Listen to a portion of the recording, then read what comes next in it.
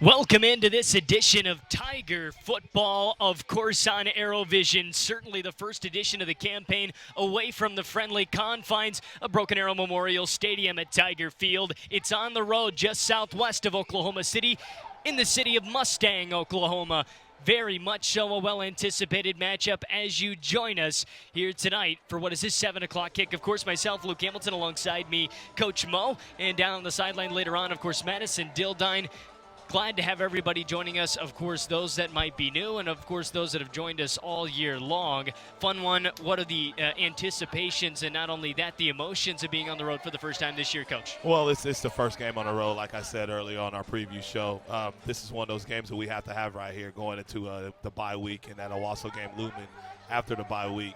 First of three, this is important. Like I said, what we have to do basically just be the team that we've been in week one, and forget about the team we were in week two. So we just have to be very poised on the road and expect the unexpected and punch the face of adversity. A 1-0 team, of course, in the Mustang Broncos. It's the last non-district game of the campaign for Broken Arrow. 1-1 start for the Tigers as well. A couple of Arkansas schools that they've had on their schedule. Springdale Harbor, victory at home. Week 1. Week 2, just fell to the state champs at the 7A level in the state of Arkansas last week. Made it a 7-point game, but really that was all Fayetteville in that fourth quarter. Coach Blankenship looking for a full four-quarter effort. He even mentioned, of course, in Inside Tiger Football this week that he thought they played a fantastic 45-minute game in a sense, or rather, of course, with 12-minute quarters a little bit shallow of that. Yes, and you have to put a four-quarter game together in the state of Oklahoma. And he's correct on that. I mean, you play a great game against Harbor, even though things didn't go our way the first half against Harbor. But the second half, they look great. First half against Fayetteville, they look great. Second half against Fayetteville, especially the fourth quarter explosion. But we just have to come out and put all four quarters together. A great 36-minute effort. Like we said, those last 12 minutes, not necessarily what they wanted. Last non-district game. We don't want to get too far ahead of ourselves, of course, but maybe no clear favorite tonight on paper, but that's another controversy to say the least. Yes. What about this district this year? I think people have been locked in on these early matchups that they maybe haven't had a chance to peek at this district. 6A1, District 2. It's going to be a tough one, but it's going to be the perfect one, I think, for Broken Arrow to kind of spread their wings compared to last year. Oh, yes. I mean, it's a very winnable district. I mean, especially if you get this victory tonight, you go into the bye week feeling comfortable, feeling confident in yourself, and knowing that you can go knock off the number one team in state in the first week of district. And also the big games are spread out. They're not back-to-back like they've been in the past. And I think you get a little breathing room in between those two games of district foes to take care of business and put yourself in a position to win the district title. Some notable names, of course, in this district as well. A lot of eyes are on what Owasso has accomplished in its young season so far. It's near impossible to count out Union just as well, but what stands out to you as far as the top of this district goes, at least in, first glance? Well, first glance, I think you got to look at Edmond Santa Fe also. I mean, they're a very athletic team. Also, don't count out UConn. I mean, I know things didn't go their way against our opponent tonight last week, but still they're just one of those teams that could bring an offense that could give you problems. Also, look at obviously Westmore. Westmore kind of got us last year, but that's at the end of the season. But obviously the big dogs, Owasso and Union. You take care of one of those, you're at least one or two in the district and first round bye in the playoffs. A ton of chances to have some learning moments for this group last week, taking on the Fayetteville Bulldogs. Coach Blankenship talked about it was a nice game to have because they got to see what a championship team looks like on the other side of the line as well. Some things that you noticed in that. Well, I mean, you have to want to build yourself to what Fayetteville is. And I said that last week. I don't think people understand. You have to championship ball clubs put together four-quarter games. Championship ball clubs can get punched in the mouth and come back later on in the game and take care of business. We just have to continue to be that young team to grow, and grow. And tonight's the perfect opportunity for that. Of course, we'll have a little bit more to talk about before 7 o'clock tonight, but we'll go to break. Of course, when we come back, we will get to our 100 yards with Madison Dildine. She had a chance to walk those 100 yards with defensive coordinator Clarence Hawley. We'll be back here on ArrowVision for this edition of Tiger Football.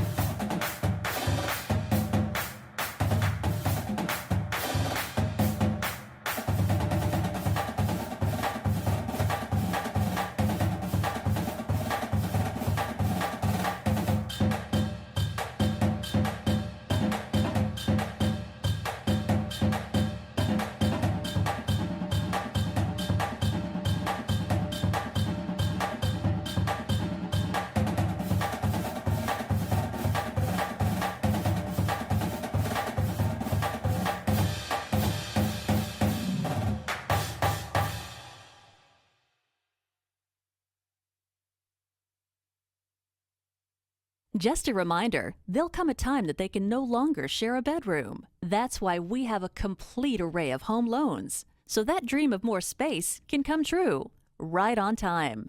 First National Bank of Broken Arrow. First people put people first. It's an important score. Everyone is anxious to know. That's why our TTCU app can help you improve your credit score. TTCU Federal Credit Union. Life is better in balance. Craving delicious tenders or crispy fried chicken? Hit the Waldo's drive-thru, open 7 days a week. Locally owned and operated in Broken Arrow, 71st and Yale, and coming soon to Owasso. Waldo's makes lunch and dinner a breeze. Waldo's Chicken, fast, fresh, delicious. Uh-oh, can't find your debit card? Don't worry, because with TTCU, you're always in control of your card. Just lock and unlock it from your phone. Card controls from TTCU Federal Credit Union. Life is better in balance. There is nothing like teaching about the rewards in life, like catching that first big fish. Now they can learn about other rewards by opening up my first savings account just for them. First National Bank of Broken Arrow. First people put people first.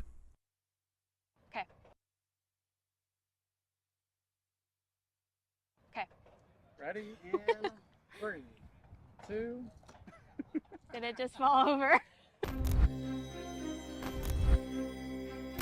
Hey Tiger football fans, I'm Madison Dildine, joined alongside defensive coordinator Clarence Hawley, and we're here at Memorial Stadium about to go 100 yards. You ready? You bet. Coach, we're coming off of this golden runway. Yeah. Talk to me about that. Well, first, I mean, it's the epitome of class, right? Of course. But in the spring, we just wanted to have something that kind of helped our kids get the idea that when you hit the field, it's time to go to work.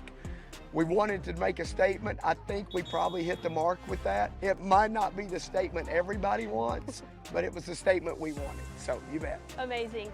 So you spent some time at Broken Arrow before your time at Stillwater. Yep. Talk to me about what makes Broken Arrow so special and what brought you back. Well, I mean, obviously, you know, it's one of the biggest school in the state. You've got every resource that you need to be successful. Great kids, great coaches, great administration. So, you know, as a coach, you want to be at the places where you have an opportunity to do your best work. And I just think at Broken Arrow, all of us have a chance to do our best work, given the resources and the people that we have. Coach Blankenship talks a lot about your defensive scheme and how special that is. Can you break that down for Tiger fans? Yeah, I mean, you'll never hear a defensive coach talk about he's a passive or not aggressive type personality or coach, but we spend a lot of time with our kids about, you know, how we want to play and the fact that we want to attack the line of scrimmage, not just occasionally, but literally every snap of the game, and do it without putting ourselves in a position to give away big plays. And so our kids, we ask them to learn a lot. We ask them to learn a lot inside our scheme, but also to learn a lot about what offenses do. And, you know, to this point, our kids have done a great job of embracing that and learning to play also at the pace that we need them to play at. So far it's been really good. What's your favorite part about coaching? Honestly, it's practice. I mean, I love, any coach that's worth his salt will always say it's about the relationships with the kids, which kind of goes without saying. But to me, the opportunity to teach and practice in those relationships, to me, is what I love. What can fans expect out of tonight's matchup at Mustang? They're a good football team. You know, we played them in the spring, got a big, strong quarterback. I think people should expect our kids to go over and play well. We've had a great week of work. You know, our kids are getting more familiar with not just scheme, but how to apply it. Our kids are doing a really nice job of playing with poise. You know, last week we lost a lead, but we never lost our kids. And so when you finish and you see that, you know you have a chance. That was 100 yards with defensive coordinator Clarence Hawley. He and the Tigers travel to Mustang tonight for their first road game of the season. Kickoff is set for 7 on ArrowVision.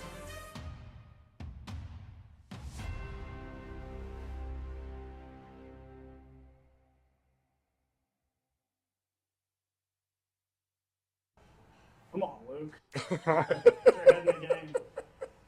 Focus, Luke. I'm locked in now. Yeah. All right. 3, 2.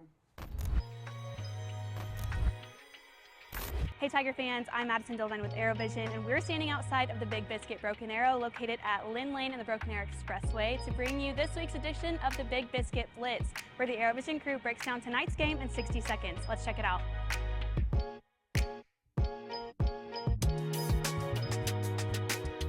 Hey Tiger fans, we are here at the Big Biscuit for this week's edition of the Big Biscuit Blitz. Myself, Luke Hamilton, alongside me, Mo Wallace.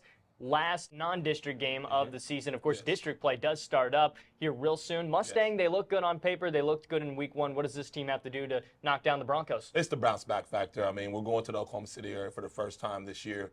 The bounce back factor, how we're going to respond to adversity, is key to this game. Offensively, I think we need to get the ball to Keaton Johnson more this week. He's a missing factor the last couple of weeks. Defensively, control the run game. The quarterback run game, make sure we take care of that, and we should be okay this week. It's the first road test of the year. Of course, kickoff is set on ArrowVision for 7 o'clock tonight. Coach Mo, let's dig in. Let's dig in, brother.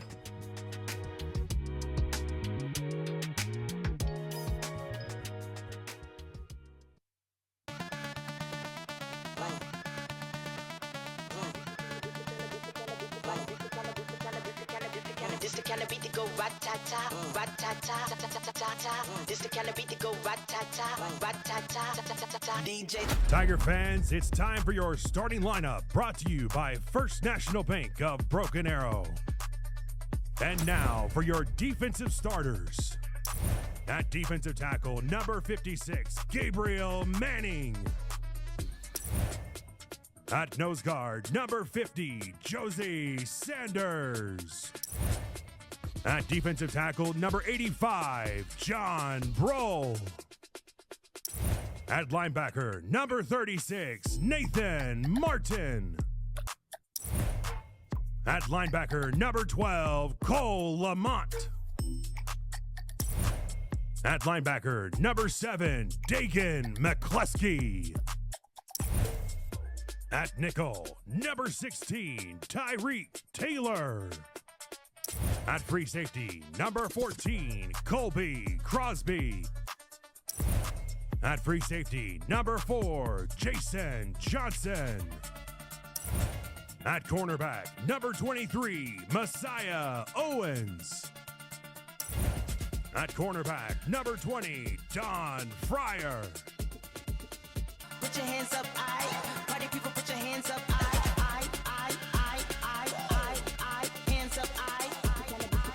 the cannabis, beat to go rat-ta-ta-ta. On offense, at left tackle, number 55, Caden Moody. At left guard, number 53, Carter Archer. At center, number 65, Tristan Silva. At right guard, number 77, Ricardo Fernandez. At right tackle, number 71, Jared Brashears. At tight end, number 82, Ezekiel Wilson. At wide receiver, number 19, Tayshawn Jones-Wade. At wide receiver, number 13, Keaton Johnson. At wide receiver, number 18, Zane Matthews. At running back, number 0, Octavian Roberson. And at quarterback, number 1, Jeremiah Satimba. At kicker, number 42, Nick Irvine.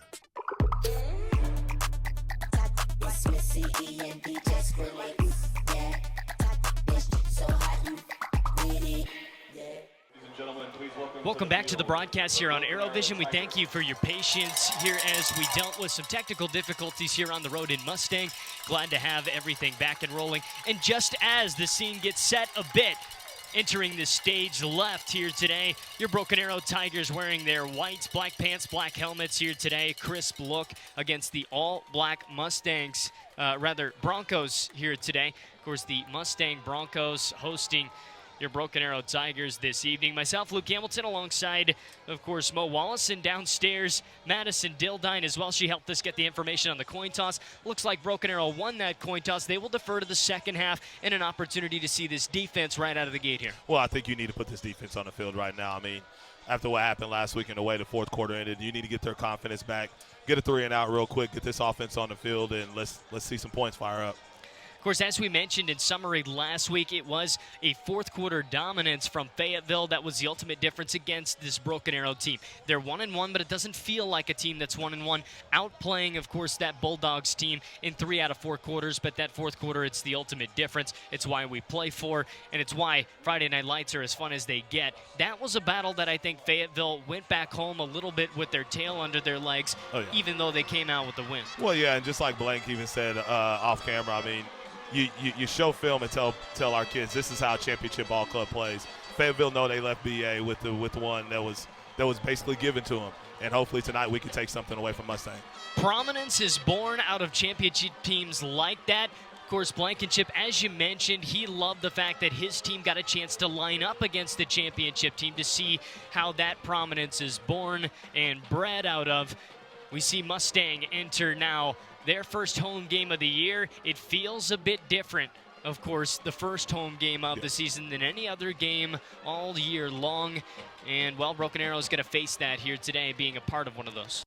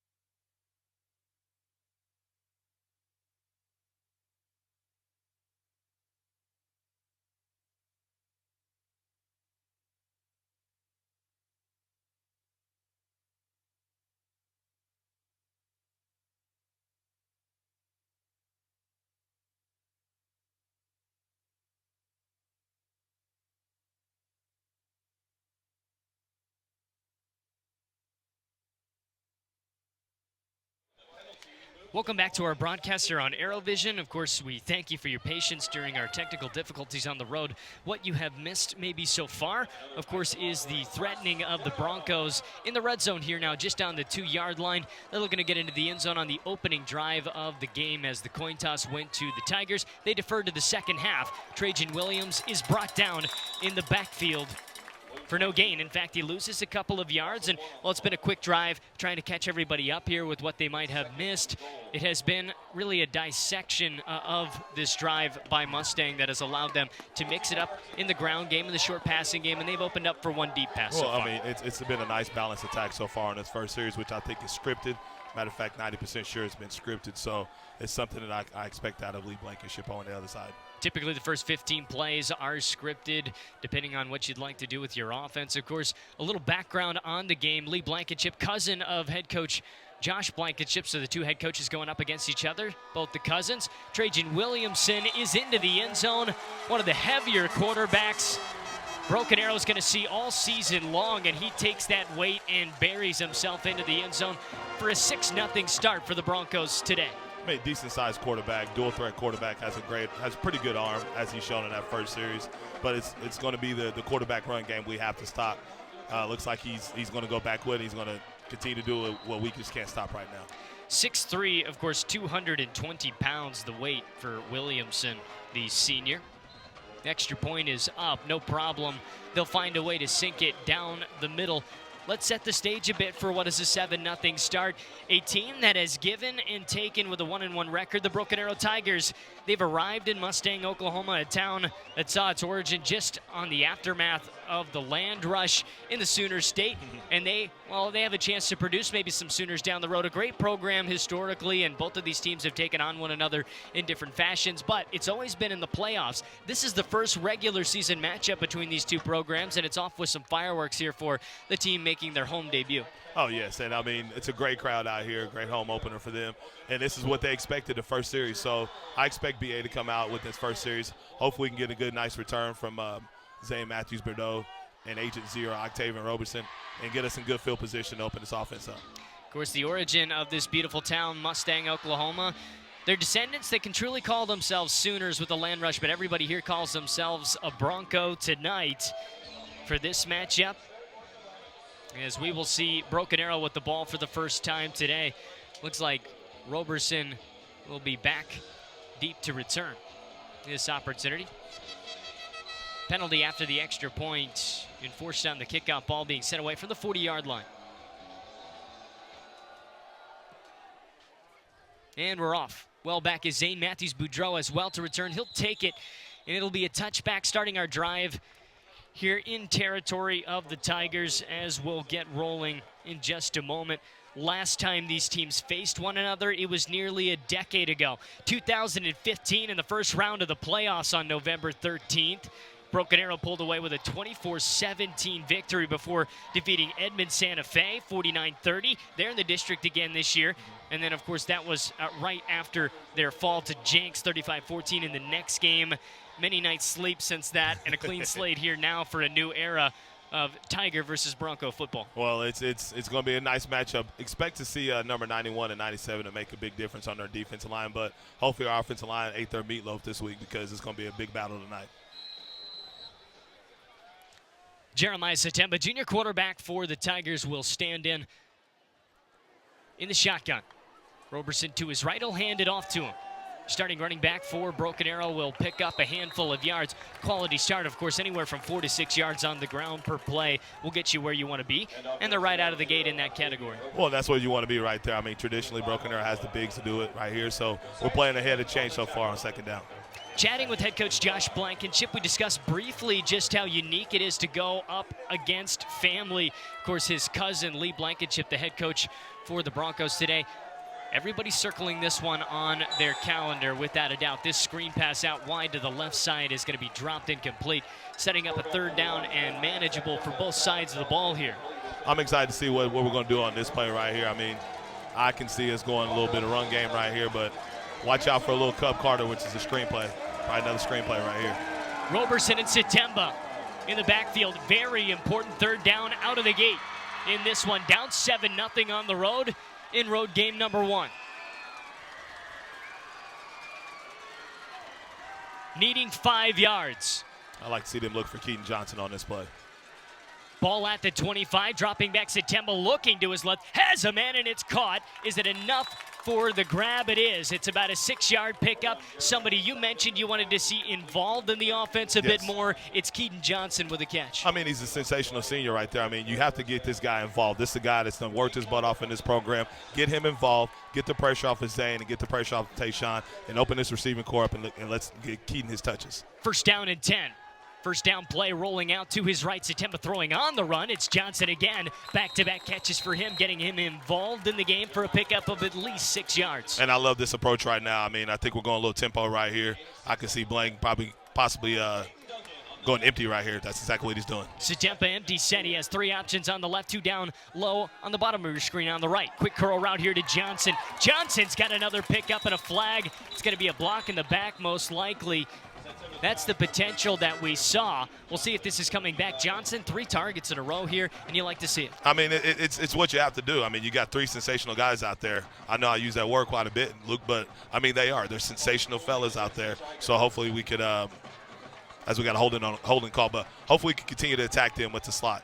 It's going to be a holding call against the Tigers, setting their drive back just a bit. A few notes of interest for this Tiger offense, at least in preview. That is the well-anticipated response from junior quarterback Jeremiah Satemba.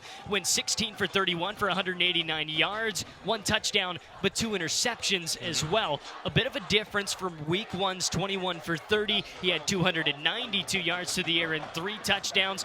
But he had a tremendous support cast around him, including running back Octavian Roberson. The sophomore leads the district in rushing yards right now with 234. No better than a guy like that in your backfield to help you respond after not the best game from Satemba. Well, Satemba has to bounce back, just like the whole team. I mean, this game depends on Satemba's arms and his legs. Ball up the middle will set the tone on this opportunity. And on that last play right there, Luke, that's something that they put a little wrinkle in this week during practice. You're going to see that maybe quite a bit tonight, maybe 3 or 4 more times. As once they get to a certain part of the cadence, they shift over and it'll be a direct snap to the running back. 3rd down and 13 yards, much more difficult than the first set of downs. 3rd and 5 they accomplished.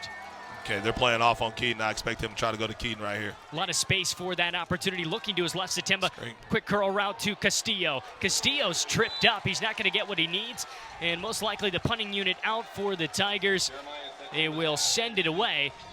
Some bright spots in that drive. Keaton Johnson getting some momentum early, but it is shut down quickly. And now the defense will have a chance to try to respond to an opening touchdown. Well, I mean, the penalty is your drive killer right there. You have to be flawless in drives like this to answer the bell. So we can't be having penalties to get us behind the chains. Plenty of time to talk about things upstairs. We'll send it down to Madison, who has a bit more of a perspective down on the sidelines. Madison. Yeah, guys, Coach Hawley was telling his guys, hey, we did not play that like we practiced. You have to go at him, straight into him. We cannot wait on him. Go at him. Luke.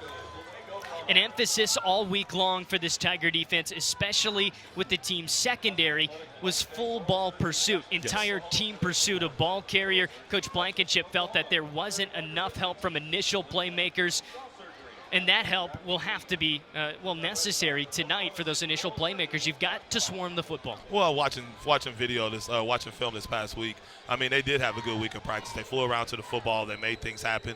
You have to translate that to the game field, and hopefully this 2-hour trip down here didn't affect them. Trajan Williamson led his offense at the quarterback position to a touchdown. He ran it in himself in the first drive. A handoff up the middle this time round, stopped quickly in his tracks. It is the running back, Leighton Everhart. It's like Jason Johnson coming down, making the stick right there from the free safety position. Another big game out of him tonight.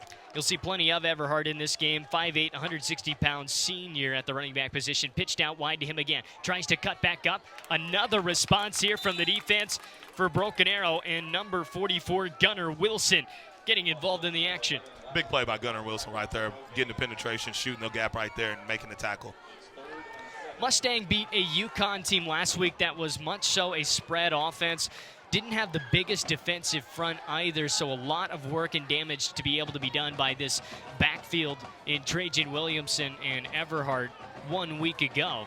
A little bit more of a difficult task against a bigger and heavier and faster defensive front that Broken Arrow has. Williamson will step up, looking to get rid of it, has to step away from pressure. Williamson is knocked down, and he's thrown down by Cole Lamont, involved in the action, making another big play, the man that leads the Tigers in tackles and sacks. And that's the key to this defense, getting the quarterback off his spot, getting pressure on the QB right there. Cole Lamont, the leader of the defense, do what he does best, and he's sacking quarterbacks. We had just talked about how initial playmakers didn't have enough help last week. Cole Lamont was one of those initial playmakers all night long. You're going to see his teammates swarm around.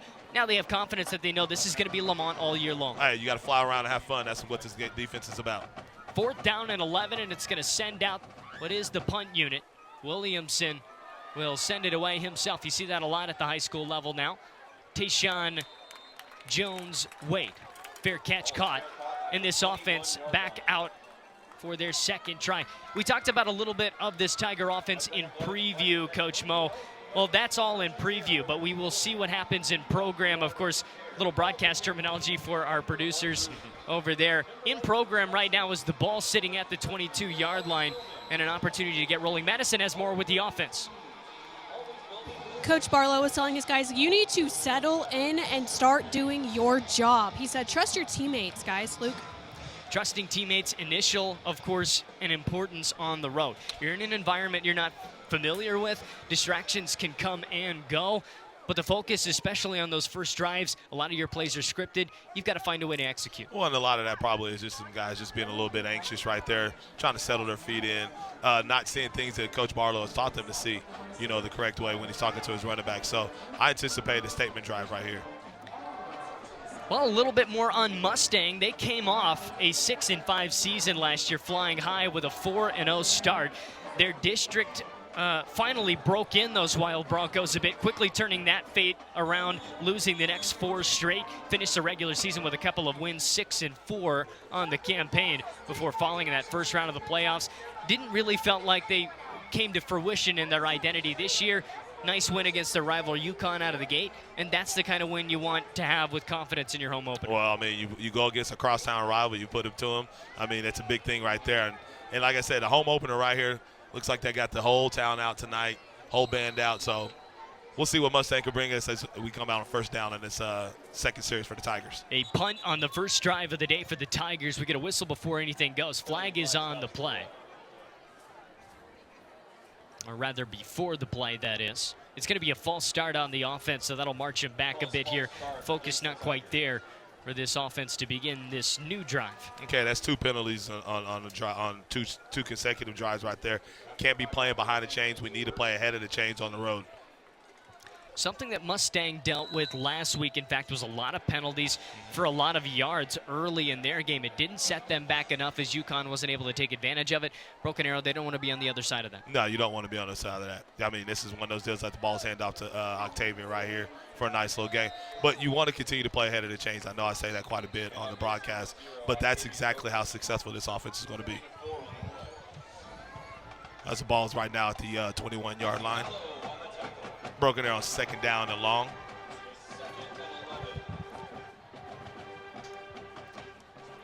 Chance on second down and 11 to go. Dropping back is Satem. A quick curl route to Tayshawn Jones-Wade. He'll pick it up. We'll bring Greg, our producer, of course, Greg Spencer, on. Hey, Luke, just want to let fans know that are watching from home. We had some issues with the YouTube stream for tonight. If you are looking for watching this game on a smart TV rather than your computer, you can download the Boxcast app on any platform, Roku, Apple TVs, etc., and search for Broken Arrow, and you will find the correct link. Or you can look up www.arrowvision.tv and do it that way. But we're rolling now. Had a little bit of technical difficulties. They've been addressed, and let's get back to the game. Go Tigers. Much appreciated. Greg, of course, our director of ArrowVision, does a ton of work to make sure everything can come together on nights like this. Of course, the Boxcast app, you can download that on any smart TV. I would certainly recommend www.arrowvision.tv to get this broadcast here tonight. Of course, if you're tuning in, you've already figured that out. Let your friends and family know that might be struggling getting back up with us after our technical difficulties, as we thank you for your patience here. Without a doubt, as we're always thankful for those, of course, that have joined us for the first 2 games, as well as some new fans that maybe haven't had to use ArrowVision yet. They've been in the building for the first couple of home games, and what an atmosphere it was our first 2 weeks. Oh, yes, I love home field advantage right there. As it looks like we got Zane Matthews-Bordeaux took a big hit right there. He's getting checked out on the sideline. Looks like his replacement will be Deshaun Jordan, number 9, top half of the field. Deshaun Jordan coming in. Head coach Blankenship mentioned he's been out, and good to see him back in the lineup after some illness. It'll be September rolling out. Might have some space up the middle. Finds his man up towards the 50-yard line. It's his number 1 target. Getting looks all over the state. Coach Blankenship mentioned that everybody knows this guy's name, Tayshawn Jones-Wade. But he mentioned in the same breath that in spite of that, Zane Matthews-Boudreau, his name's starting to come up a lot too. Oh, yes. I mean, that's the guy. Like I said, I had him last year. Our staff, we did a great job with him last year. It just continue to move forward as he's going into his sophomore season. As also, Jeremiah's looking good as he's look like he's trying to settle down here. Satemba has settled down. His second drive of the day has a man. It's Johnson down the right sideline past the 20, around the 15-yard line. First down and 10 to go, and Satemba wants to hurry up. Again, I can tell you right now, Luke, I think we have a mismatch with these defensive backs. I wasn't too impressed with the defensive backs in warm-ups, so we'll see how Blake attacks this. Empty set with 3 at the top, 2 at the bottom of your screen. Satemba wants to calm things down, and we do have encroachment here at minimum, offsides at least. And it looks like they'll chop on forward. The Tigers at the 10-yard line now. Okay, I like how we're moving everybody around, like how we're moving Keaton around, getting him the ball. Once again, I mean, you got to get this kid involved. I mean, what it does is it opens everything up. It settles the timber down. He knows he can look at anybody besides his first read, and he knows he can trust in guys like Keaton. I believe an interception on his first drive of the game 1 week ago. Snap your fingers, and now the second drive looking healthy for the Tigers, down 7-0. Roberson, another direct snap for a handful of yards, might be 5 if they give him credit, at minimum 4 yards on the pickup. And I like this new little wrinkle that Blankenship and his staff has put into this game plan. Well, like I said, we'll probably see that a couple more times as we got Zane back in the game, as he's going to be the receiver at top hash mark. In the backfield with them now, it looks to be Lawless, the sophomore. Got his first touchdown at the varsity level 1 week ago. First touchdown of the game for the Tigers. He'll get down inside the 5-yard line on second down. And he might be sitting at the 3-yard line for an important spot here. It'll be second down rather than goal. And it looks like we got Castillo coming into the game. Looks like they're going to run this ball right in the A-gap. It's something that Castillo, the bowling ball, is going to do. Blankenship knows that the assignment for Castillo is the A-gap. We'll see if that's the task. Hitting outside, touchdown, Tigers! Hey, that's a great change of pace, as you've seen all 3 running backs on that series. You see what we do with Keaton, see what we do with Tayshawn, Jeremiah leading the way down there. 6 points for the Tigers. Giovanni Castillo, another one on the campaign for him, and an extra point away from a tie ball game, and a much improved offensive look from drive number 1.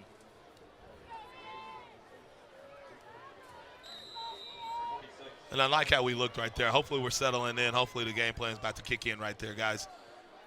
Nick Irvine.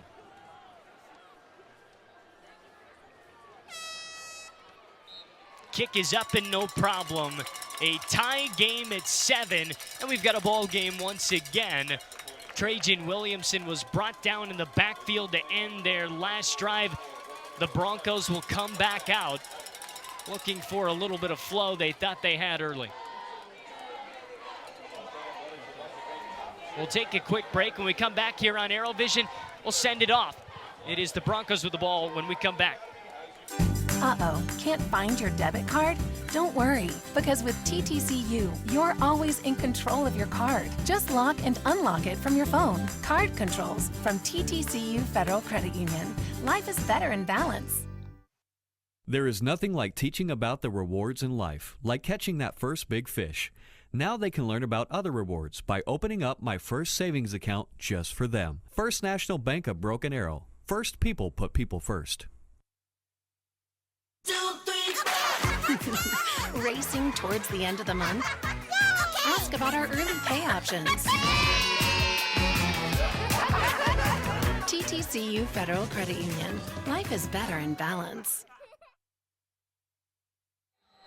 Welcome back to Tiger Football on ArrowVision. A 7-0 start for the Broncos. It's now tied up at 7 in response for the Tigers. It was not only a touchdown last week against UConn to get the game started. Mustang might have some space, one man to beat, and again, it's Nick Irvine having to make his second tackle of the day. His first one didn't count after a block in the back brought that kickoff back. But special teams certainly going in the favor it looks right now on kickoffs to Mustang. Got to make sure you shore that up. Well, in a game, in a tie game like this, a third of the game is special teams, and special teams can be a big factor in this game tonight. Of course, before the festivities, what we wanted to mention was the fact that not only getting into the end zone to open up the game against UConn, they went, of course, and faked the extra point, got the 2-point conversion, and then got an onside kick right after that. I didn't see any of those festivities here out of the gate, but do not put it past Mustang, especially if this goes back and forth to start going to the back. Oh, expect some trickery from a team that is expected not to win this game, but they will throw some wrinkles in the king of the armor right there.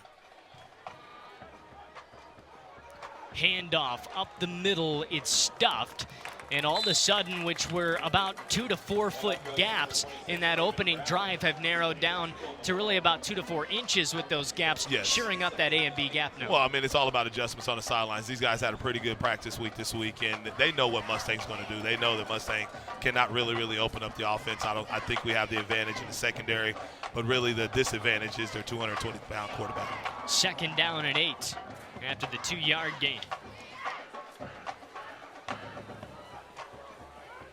Handoff again, right side, stepping away from some pressure is the running back getting some fresh legs into the game, Taven Brown. Of course, on the tackle, Don Fryer would see. Another thing is I can see our team is playing a little bit faster right now. They're a little bit more confident after that score of our offense in the last drive.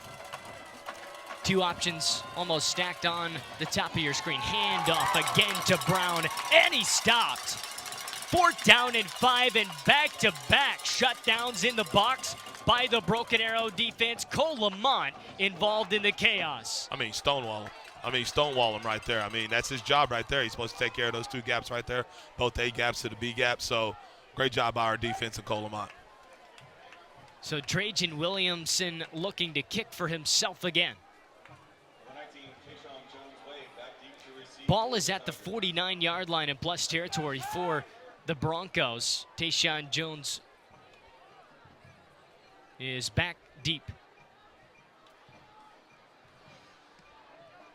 Good kick by Williamson, placed perfectly where it will land, nearing the goal line and at the 2-yard line. Quarterback gets it done in many ways, and that'll set up a long drive opportunity for the Tigers. What a kick. I mean, it was a beautiful kick, don't get me wrong, but hey, once again, these guys ate their meatloaf this week, so let's put the ball in the end zone, 98 yards. Let's go. Offense about to take the stage again.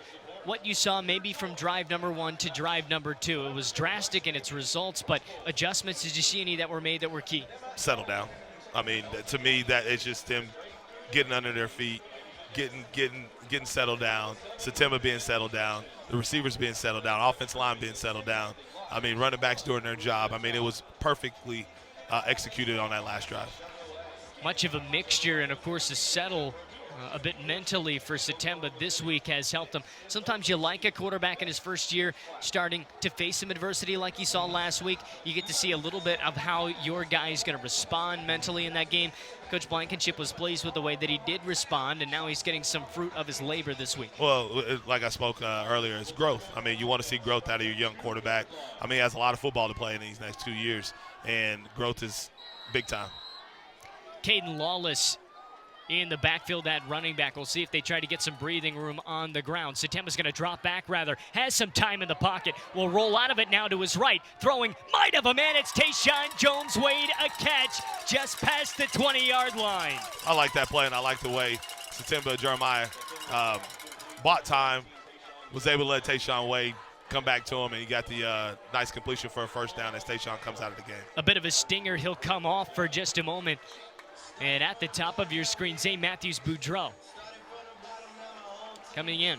Keaton Johnson, we saw 3 catches out of him in the opening drive of the game. Looks like there might be, of course, a timeout as the clock dwindles down. End of 1 quarter. It's a 7-7 tie. We'll come back for the 2nd quarter after this. The Tigers in response, a chance to take their first lead of the day. We'll be back on ArrowVision. Tulsa Bone and Joint, Northeast Oklahoma's sports medicine experts. We are pleased to help you and the athletes in your life with a number of surgical and non-surgical options. Tulsa Bone and Joint is proud to serve as team orthopedist for local high schools such as Broken Arrow, Owasso, Sapulpa, Cascia Hall, and Bishop Kelly. We're also proud to be team orthopedist for FC Tulsa. Tulsa Bone and Joint, moving life forward. Sidelined with an injury? Running interference with a cold or flu? When it comes to your health, don't drop the ball. Choose All-Star Care from your hometown healthcare team. Ascension St. John.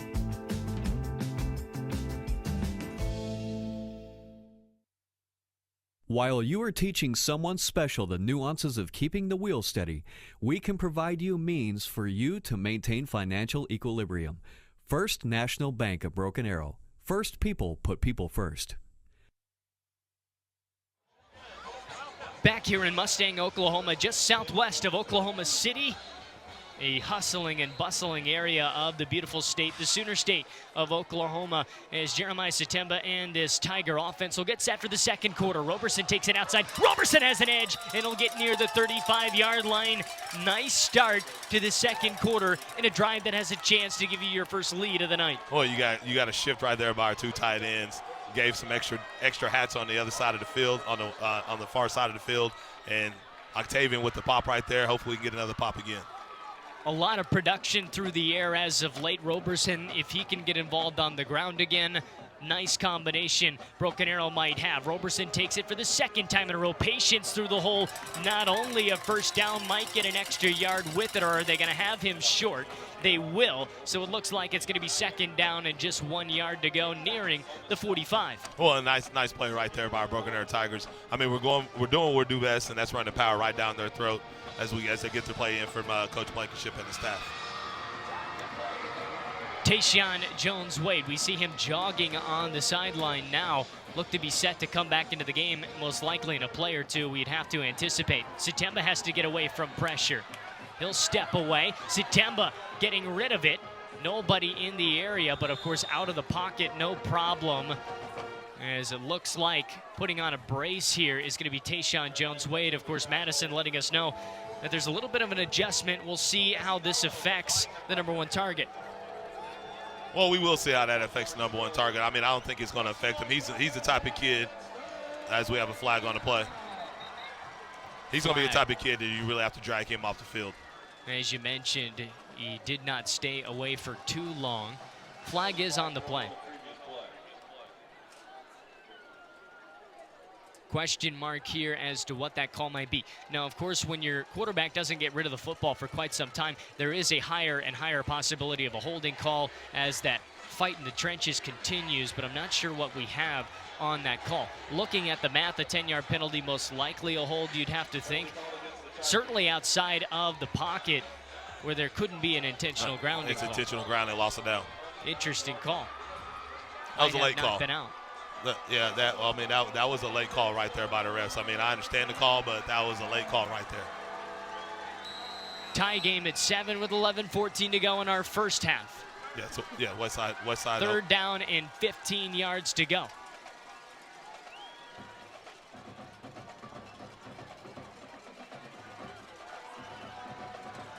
Satemba takes the snap, looking quick screen pass here. And stepping up is Wilson. He's brought down by his helmet. No call, however. And it'll be the punt unit to come on out. Well, they see right there as you get the ball to DJ, Deshaun Jordan, on a little screenplay right there. Had a lot of green. DJ hasn't been playing for the last couple weeks. A little rusty, has to get off of him right there. But, I mean, to me, that's a little safe call. Mustang rally to the football, brings up 4th and long for the Tigers.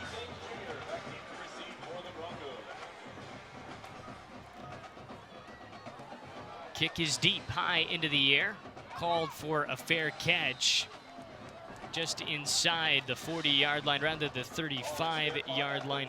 Back deep was Whaley Gaines Jr. on the catch. And like I said earlier, I mean, this game could come down to special teams. Could be a block punt, could be a kick return, a punt return. I mean, it's going to come down to special teams in this ball game, as I see early in this game. 30-yard line ultimately where the catch was made, and that's where they'll credit this new drive for Mustang. Trajan Williamson, not used to having a couple of drives shut down quickly in a row in this early season. Of course, UConn, they're not going to be the most competitive team maybe at the top of the district this year, but nice to get a little bit of flow, and you didn't expect to get off to as hot of a start today. Handoff here up the middle. Run game still trying to keep Broken Arrow honest with that, a little bit more on first down than they have in the last couple of drives. I'm anxious to see how Lee is going to approach this drive right here as he's walking backwards, trying to see things from the back end of the defense. I'm anxious to see how he's going to approach this drive. Lee Blankenship trying to get his offense back on track. The opening drive a success, a 7-0 start. Williamson steps up, has a lot of space to run. He'll do so nearing midfield, steps out right at the 50, and that's the pressure that he can apply in the run game just as well. They're a team that is not shy from going empty set with design runs with a quarterback as heavy as he is. And that could have been a first look, and if first look's not there, he finds a seam and he gets the first down right there. Williamson wants to work quick. Handoff up the middle. A nice hole here. Stepping up in space is Everhart. Squeak through a little crease right there for a first down play. Great job by our defense trying to hold them to a 2nd and 5 right now.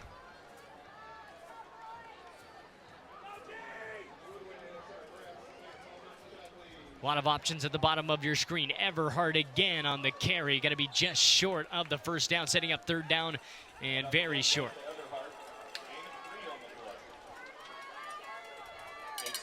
It's like Dagan McCluskey on the tackle right there, Luke.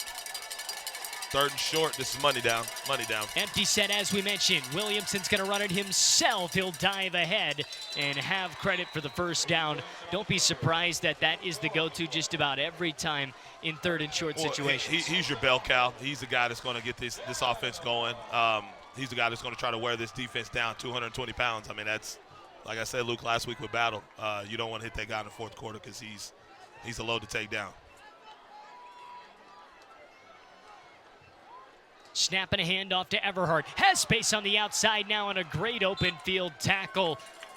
Maybe saving a touchdown there was Messiah Owens. Got another flag on the play. What is our call? Did he bring him down with anything illegal? Are they going to call a horse collar on this? Be surprised as to what the call might be here. We'll get to look and see. Flag was picked up here. Are they going to cancel it out? No, they will award that flag. Personal foul. Looks like a personal foul after the play. Okay. So, being on the road, Luke, I mean, you got to have your composure. Just like I said at the end of the game last week, you got to have your composure in these type of games. You're on the road. You're in an atmosphere and an environment that is not conducive to what you're used to. So keep your composure. Don't let these penalties get out of whack, and let's play some Broken Arrow Tiger football. The sun has gone down over the stands here in Mustang, Oklahoma, and a chance for a run for Williamson himself. He'll carry it for a handful of yards. Trying to get into the end zone for the 2nd time today are the Broncos as they're set up now inside the 15. 2nd down and 6 yards to go. We're going to get another dose of quarterback run right here. Williamson, will he hand off to Everhart? He does. Trying to bounce outside. Everhart's tackled forward for a few more yards than he initially thought he might have gotten. Going to be 3rd down and shallow here, maybe 3 yards at best to go. As they're rushing. Rather 3rd and 1. Speeding up the tempo right here. Quarterback run game up the middle. Williamson getting not only 1 yard, but down to the 1 yard line. We'll see if they want to hurry up and punch it in. They might go tempo again right here, Luke. They'll go tempo again. Williamson, empty set. He'll take the snap, diving towards the end zone, and he's got it a touchdown. Answering back are the Broncos, and the 2nd rushing score of the day for Trajan Williamson, helping out his offense once again. Okay, looked like that quarterback run game up the middle right there is attacking the teeth of the defense. That's something I think that Lee knows that he can have a great game plan with moving forward in this game. As Mustangs lining up for a field goal, let's see if the Tigers can respond on the next series. Extra point about to be on its way.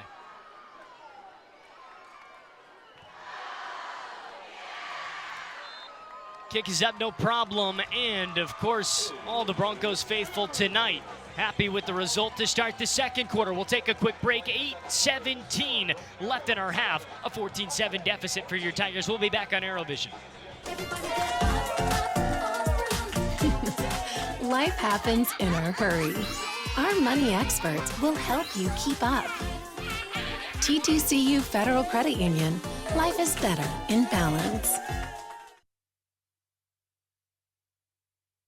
If you and your family have been waiting for the perfect time to jump into your dream home, it's here. We make buying a new home as easy as it is exciting with quick credit approvals and great rates. First National Bank of Broken Arrow. First people put people first. Welcome back on ArrowVision for this edition of Tiger Football. Of course, we left the first quarter tied at 7. Our new impact in our second frame. It's a 14-7 deficit now for Broken Arrow as the second rushing touchdown of the game crosses the goal line for Trajan Williamson. Number 10, the quarterback here for those in all black tonight, and he's looked good early. He's getting his meal right now, Luke. I mean, he's eating right. He's doing what he's supposed to do. They're sticking with the game plan. And once again, we'll see what we got going here on this kickoff return. Hopefully get a nice return and spark our offense in this next series. The first ever matchup between these two programs in the regular season all time. All 4 matchups prior to this have come in the playoffs. The most recent in 2015, where it was a 7-point victory, 24-17 for the Tigers. We get a touchback to start things off. New slate, nobody in the program exists as far as the players go anymore since that matchup. And nice to see this, matchup renewed a bit here out of district, the last non-district game of the year, and the first road game of the season for the Tigers. The first big-time road test for the Tigers. Once again, it's an environment we're not used to, but this gets you set up for those environments in our district. The farthest trip away from home all season long as well. It is nice to get that out of the way early. Everything else much easier than this travel-wise. Not going to get much easier, though, for this offense to try to score consistently against the defense that's trying to find their way once again. We'll see what Satemba and company have in store. Second offensive drive of the second quarter. Roberson trying to be patient with the hole. Bounces outside. Roberson cutting back. Spin move now around the 30-yard line. Down at the 32. And a 12-yard gain about as impressive as it gets out of a sophomore. I mean, Roberson's going to be the workhorse as he didn't like what he's seen. We tried to go up into the crease right there. Tap dance out to the outside. Was that athletic move and got the first down. Octavian Roberson. He'll stay in the backfield with Satemba. Play call is set. Heavy bodies in motion now right to left. Hand off to Roberson. He'll look for blocking again. And another run for 9 on first down. Sets up 2nd and 1.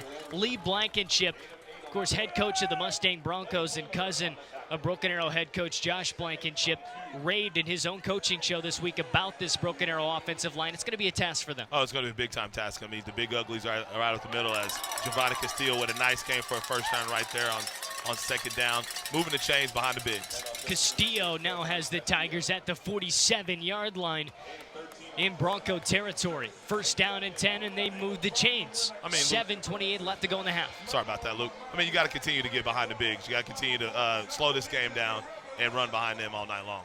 Satemba will roll out. Play action pass deep and a bit too deep. Ball hits at about the 15-yard line. We do have a flag in the secondary around where that ball was. Do we have a hold at all? A little pass interference holding probably.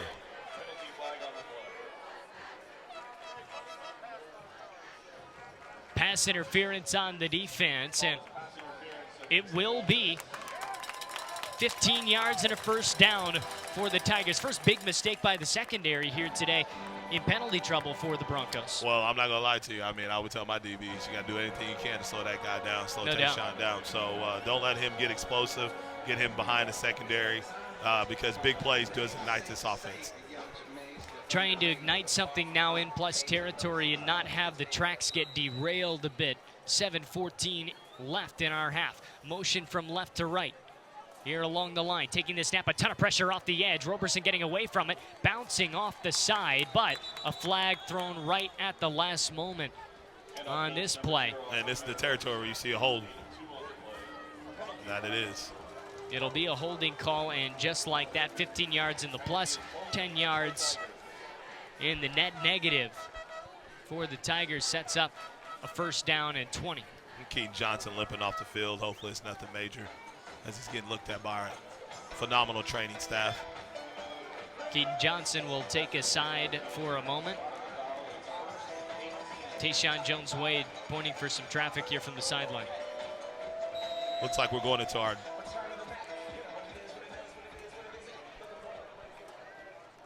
two tight end set. Snapping a handoff to Castillo. He hits up the middle, breaks one tackle, can't get much further after that. However, second down and long. I like the approach right here by Blank. I can see them setting up maybe a shot right here, a second and long. A little draw play, maybe a screen play as we're making a change right here, taking a tight end out. bringing Keaton Johnson back into the game. I still think we need to target Keaton Johnson. I really do. I really believe we still need to target him. Keaton Johnson on the inside at the top of your screen. Satemba will try to draw Mustang offside with a hard count. Response and an adjustment made based on the box. It looks like a timeout is going to be called by Broken Arrow. Maybe not what they wanted to see. We'll take a short break when we come back. Broken Arrow driving right now, trying to make a difference here, down 14-7. We'll be back on ArrowVision. Just a reminder, there'll come a time that they can no longer share a bedroom. That's why we have a complete array of home loans, so that dream of more space can come true, right on time. First National Bank of Broken Arrow. First people put people first. It's an important score. Everyone is anxious to know. That's why our TTCU app can help you improve your credit score. TTCU Federal Credit Union. Life is better in balance. Short break and we return here on ArrowVision to welcome you back into our broadcast. For those that joined us late and of course bared with us during our technical difficulties, we thank you. Let everybody know that we should be back up and running on all streaming platforms through ArrowVision. Best place to view and watch Tiger football all year long, of course, is ArrowVision.tv. Only issues we're working with is just YouTube as of right now, so help your friends and family and direct them to ArrowVision.tv to tune in like you are as well. 14-7. Our score right now is 6:16 to go in our second quarter. Luke, I like that timeout by Blank. Regroup the offense. Tell them to settle down, get the right play called, and let's see what we can do on the second and long. Back-to-back drives now where they have eaten a lot of clock, and important to take advantage of that. Here's Wilson. Wilson up the middle. A flag is thrown as Wilson's brought down inside the 30-yard line. A very important call upcoming. Yes, that was a nice little tight end dump screen right there. We might have a lineman downfield early.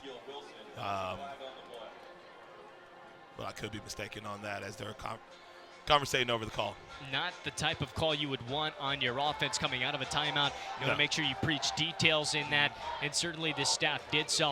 You sometimes jump the gun a bit early. We won't speculate too far past that, as we'll wait for what is now a 4 official discussion being had about it, so you know it's not an easy call as of right now. We'll get the reality of that call in just a moment. I mean, it was like I said, it was a great play call. Dialed it up. Sideline warning. Sideline warning here, it looks like, on the Tigers. So something out of left field completely than what we were expecting. Makes it third down. Well, we always tell our guys, behind the white, behind the white, behind the white. Even the coaches got to have that little lane right there, but you got to give the officials their room to run up and down the sideline. Third down, handful of yards still left to go, that being 5 on the board. This big down right here for the Tigers. That's look like we're bringing in some big heavies right here on this down right here. Cowboys coming into game, look for either power or counter or a little play action bootleg pass right here. Closing in, of course, on field goal range, but with the amount of yards left to gain, don't be surprised if it's 4 down territory for sure for Blankenship and company with this offense. Might try to draw something up to get at minimum at least half, if not more, of this and have a chance on 4th down. You could go hard count on this, Luke. Try to draw them off sides, but we'll see how disciplined Mustang is up front. Caden Lawless, the running back in the backfield with Satemba. Still some conversation being had with Broken Arrow's sideline and our officials right now, making sure the play clock and everything is set and ready to go. 6:07 left in the half. Not a ton of fireworks offensively between these two teams. Do we get a timeout from Mustang? We do. They want to talk about it, and they know that this is 4 down territory for Josh Blankenship. That's a chess match right there. I mean, you see the bigs coming back in. You see a big power set right there. Lee didn't like what he was seeing right there, so that was a great timeout by Lee Blankenship. There are a lot of options on a 3rd and 5 to go with, especially when you are in 4 down territory. You're not inside your own 10. In fact, you're inside the opponent's 30-yard line. What are you looking for as a defense on a 3rd and 5 spot when you know it's 4th down territory? Do you not want to overcommit to the run? Well, no, you don't. I mean, as a defensive guy myself, when you're in 3rd and 5 like that, the playbook opens up for an offense. I mean, you can go You can go bootleg, which is run pass option. You can go power counter, which that's our bread and butter of our offense. But as a defensive coordinator, you don't want to overcommit on the run because they could dump one over your head for a touchdown. Options for sure. Don't be surprised that the field is spread a bit. Last thing you want right now, I think, on third down, if you are playing for 4-down territory, is to pick up no yards. It's got to be probably a high percentage pass here upcoming for Blankenship, if not putting the ball on the ground. Well, something in the flat area, something about 5 to 7, 8 yards down the field in the flat area. Might look something in the curl area also. Something that's going to get you past the chains. Ball sits at the 27-yard line with 5 yards to go, needing to get to the 22 to pick up the first. As their timeout almost wrapping up and a ton of time to breathe and think about it over the last couple of plays. Luke, I don't know about you, but this is a great night for Friday Night Football, brother. It certainly is. Beautiful sunsets in the state of Oklahoma, much less in Mustang here tonight as the skies are clear. The temperature dropping down. Of course, we're thankful for that here in a booth, but much less Madison down on the sideline. Certainly, hopefully not sweating as much as she was maybe earlier, like the rest of us in this one tonight. Here we go, boys. Here we go. Third down, 5 yards to go. Roberson in the backfield. Motion here on the right side. Left to right. Handoff. Roberson stepping up. Has enough for the first, and it's going to pick up what they need to set up threatening territory near the 20. Well, a little outside zone action right there by our guys. Great play call. That's our bread and butter. It's been our bread and butter play since Blankenship has taken over this program. First down, Tigers. Hurrying up the offense, Roberson, patient again, has space up the middle, maybe 5 yards, and another flag flown. Might have hold again. Officials nearing having to look into Tommy John surgery at this point in our half with the amount of times they've thrown some flags. Got to keep those pitchers healthy tonight. Well, and the thing about it is, once again, and I said this off air, penalties can be a factor right here. I mean, we'll have to see the numbers here real quick on the penalties, but we cannot let penalties doom us in this game. 10 yards after the hold, we'll drop things back to the 30-yard line. Coming out of the timeout, the Tigers sat at the 27. So we're sitting at 6 for 54 on penalties right now, Luke. 54 yards backwards for the Tigers here tonight so far, but they still are in plus territory. They still are killing clock, and they still have a chance to tie the game up on this drive. Satemba with help in the backfield with them. 2 at the bottom side of your screen. 1 at the top. Dropping back, Satemba will look to get rid of it. A ton of pressure stepping up. Satemba will throw. Wide open was Tayshawn Jones-Wade, and he missed him over the top just a bit. Too much on the lob. And this is what we talked about in the game last week, Luke. I mean, Satemba has to understand he has a whole bunch of green in front of him.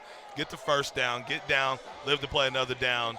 I mean, you want the TD pass right there, but I think the safe play is for Satemba. Trust your legs, get the first down. We could be probably first and goal right now.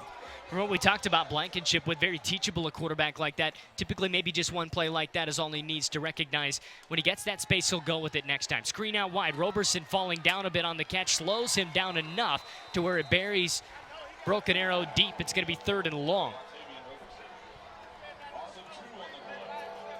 Looks like Mustang bringing in their nickel package right here, making some changes, taking out some bigs, putting in some more DBs. Pass coverage linebackers. Looks like we're going 3 down. 3rd down and 22 yards to go. Depending on how much they get on 3rd down, we'll see if 4th down is in play for the offense to stay on the field. It's all later on.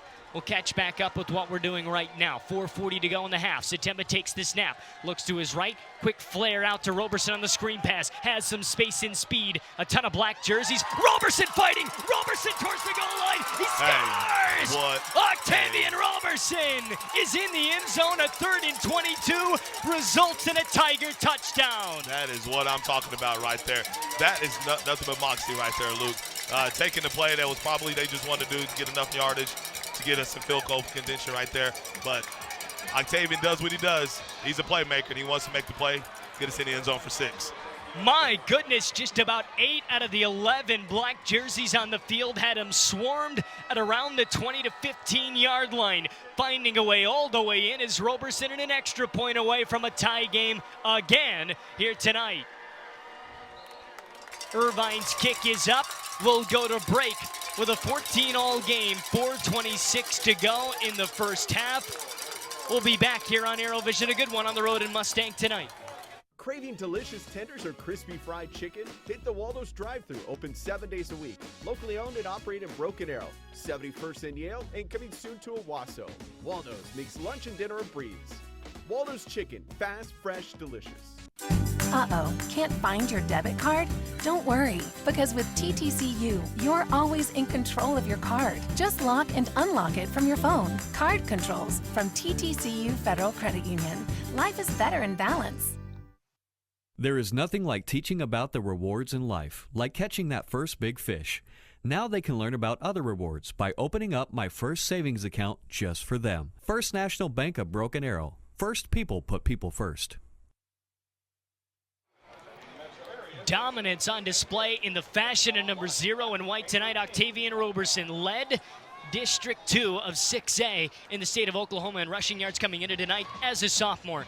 And maybe the most impressive run of his career that we've seen in a long time from anybody in black and gold tonight, and it makes a difference to tie the game. Oh, that's big time right there. As a defensive guy myself, you want to get off the field on that play, at least try to get a field goal out of it. But Octavian just broke some hearts right there. It is a 14-all game as we welcome you back here on ArrowVision. Nick Irvine to send away. Deep in the corner, it's fielded by Jaden Johnson, who will bring it on out. Johnson tries to cut back right from left.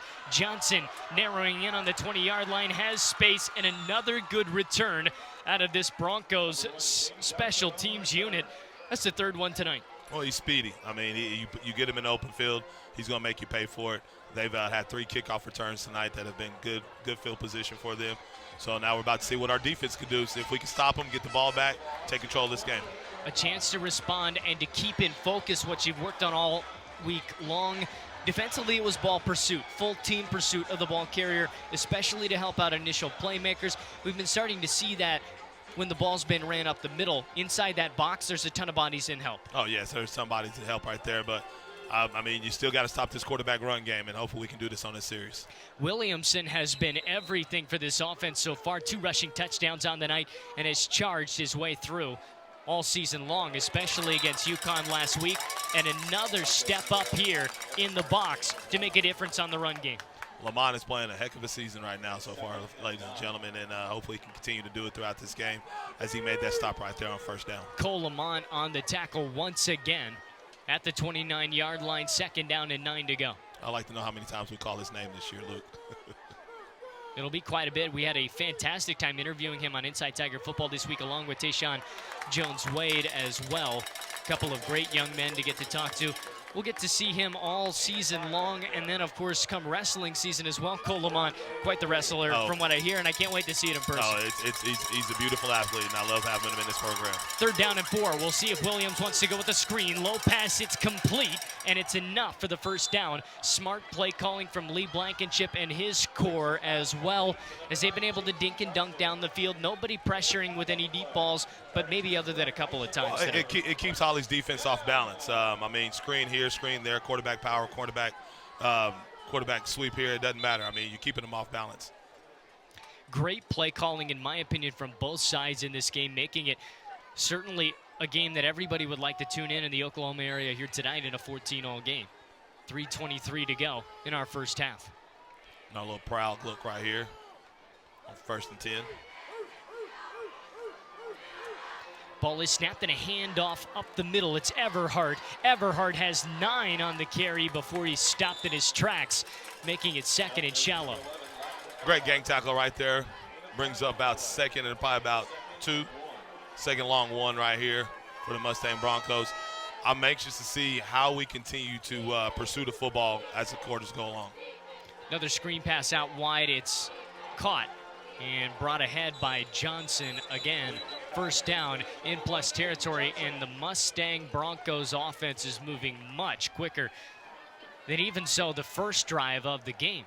Well, they feel they have something. They feel that within their game plan, looks like we have Maybe a penalty on the play. Might have a penalty to bring things back. So just as quickly as they were moving forward, a sigh of relief for the Tiger defense to drop things back again in Bronco territory at the 4-yard line. 44 to go. Well, that's a gift for the Broken Arrow defense. Over, we can unwrap it and get a turnover here. Need a big-time turnover in this series.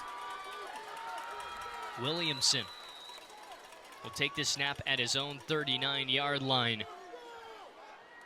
Second down. Handoff.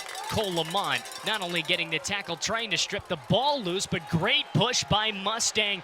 Picks up the first and more past the 50, and what looked to be stopped in his tracks, another 6 yards at least. Well, that's what we call a scrum right there. Looks like they won that scrum on that series. We got Gunnar Wilson sitting at nose tackle right now. Gunnar Wilson at the nose, as you mentioned. Williamson looks to his right. Takes the snap, a bit of a high snap, handles it, throws deep. Second deep ball of the game from Williamson, and he's got his man. A beautiful ball to Ethan Bear. Looks like a little busted coverage right there as we were in our little, probably our MAV coverage right there, which is a cover 3. That's something our corner should have had an eye on right there. Rather, that was J.T. Johnson on the catch. Up the middle and more so, continuing to pressure this Bronco offense. They're bringing in 3 more linemen right now, Luke, so it looks like we're making a change right here. Get some fresh bodies in. Jason Johnson on that tackle. Not quite set off the snap was his D-line. Gonna need some help on the outside now. Johnson walks into the end zone, and he seems to be in a touchdown. No problem and no flags on the play, and Mustang takes the lead right back with 2:01 left to go in the half. That drive was clinic tape right there, Luke. Bouncing around like seahorses. They get the 6 points right there as Mustang takes the lead. Clarence Hawley and his defense will look to try to make an adjustment either after the half or if they do get another chance to make an impact in the first. Ball is snapped, still everybody perfect on extra points so far today as it makes it 21-14. We'll take you to halftime when we do come back after this break here on ArrowVision. We'll be back for this edition of Tiger Football. 21-14, the deficit right now. Racing towards the end of the month? Ask about our early pay options. TTCU Federal Credit Union. Life is better in balance. Tulsa Bone and Joint, Northeast Oklahoma's sports medicine experts. We are pleased to help you and the athletes in your life with a number of surgical and non-surgical options. Tulsa Bone and Joint is proud to serve as team orthopedist for local high schools such as Broken Arrow, Owasso, Sapulpa, Cascia Hall, and Bishop Kelly. We're also proud to be team orthopedist for FC Tulsa. Tulsa Bone and Joint, moving life forward. 2 minutes and just a second more to go in our first half. We thank you for joining us for this edition of Tiger Football on ArrowVision. Myself, Luke Hamilton, of course, Maurice Wallace alongside me in the booth, and downstairs, Madison Dildine helping us all night long, as we will hear from her at half with head coach Josh Blankenship as well. For we have a special edition of Uncaged to get to at halftime as well. We sat down not only, of course, with Dr. Dustin Smith, Executive Director of Athletics, this week at Buffalo Wild Wings at the Broken Arrow location for our episode of Uncaged. Had a chance to talk to our softball program, and we sat down with our director and boss, Greg Spencer, talking about all that ArrowVision not only provides the athletic department, but has some plans for in the future as we look to grow everything here in the Broken Arrow area. And I'm blessed to be a part of what we have going on here at ArrowVision and also part of our football program. But looks like it was a great conversation between you and Coach King at the softball program. Great program here. I'd like to give a shout-out to Brittany Costello. She's a junior high softball coach, and she does a great job of helping that talent develop and bringing it up so they can win a state championship in softball. Got to see her, of course, at Buffalo Wild Wings this past week. Of course, every Wednesday at Buffalo Wild Wings Live, we have our show Uncaged with a different program within the school each week. This upcoming week, the football program. We'll get a chance to sit down with everybody you see here this week. You'll want to be there. The Broken Arrow location, Buffalo Wild Wings at 7 o'clock every Wednesday. Stay tuned on our social medias as well to see the schedule for all the episodes we have coming up. Kickoff is underway as we reset things, and Roberson will be back to take this one just inside the 5. A fair catch, and we'll get things started from the line of scrimmage upcoming. Maybe one of the most impressive touchdowns we've seen all season long out of the Tigers, certainly out of Roberson in his career here. He's a special kid, and you need special players to make special plays on the road in games like this. I don't think we have enough adjectives to describe this kid, tell you the truth, Luke. I mean, that's probably one of the most impressive runs I've seen in high school football ever, off of a little swing pass right there. Something that you're just trying to get something to get a manageable field goal, and he turns it into 6. So that right there is just a beautiful thing, and it should be on the front page of the Tulsa World on Saturday morning. Octavian Roberson, number 0 in black and white this evening. Looks to have to go back and return this kick again. For whatever reason, procedures not exactly the way that they need to be, and plenty of kicking practice here today. We just need to get our heads back into the game, settle down. I mean, I think we're a little bit edgy right now. Once again, Luke always talk about adversity. That's something we always talk about in this program. You got to be able to look adversity in the face. And right now, Broken Arrow is looking at adversity in the face. So we just got to settle down, get our feet underneath us, and play our ball and get out of here with a victory. Aiden Jordan will kick away, the senior for the Broncos again from the 35. PA announcer in the building, mirroring and echoing our sentiments of the kickoff happening again with 2:01 remaining in the half. They probably have our feet up on the other side Maybe of the press box.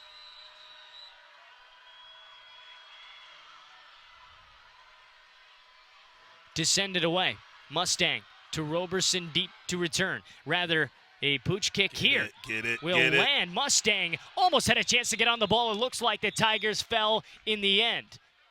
Well, like I said, Luke, I mean, special teams, I mean, in a game like this, you got to expect the unexpected right there, and luckily we were prepared for that. Looks like, once again, Cole Lamont, Mr. Do-It-All right there with the recovery. Aiden Steen out there being bullied, what looked like, by Marcus Sanders on that play. You love to see that out of Sanders, finishing the play. You don't have to be near the football to make a play. You don't have to be near any ball or puck, whatever it might be in any sport, to make a play. You like to see that effort out of a team down by 7 right now with 2 minutes on the dot left to go. Well, you got to be the part. You got to be that gear to keep the engine going.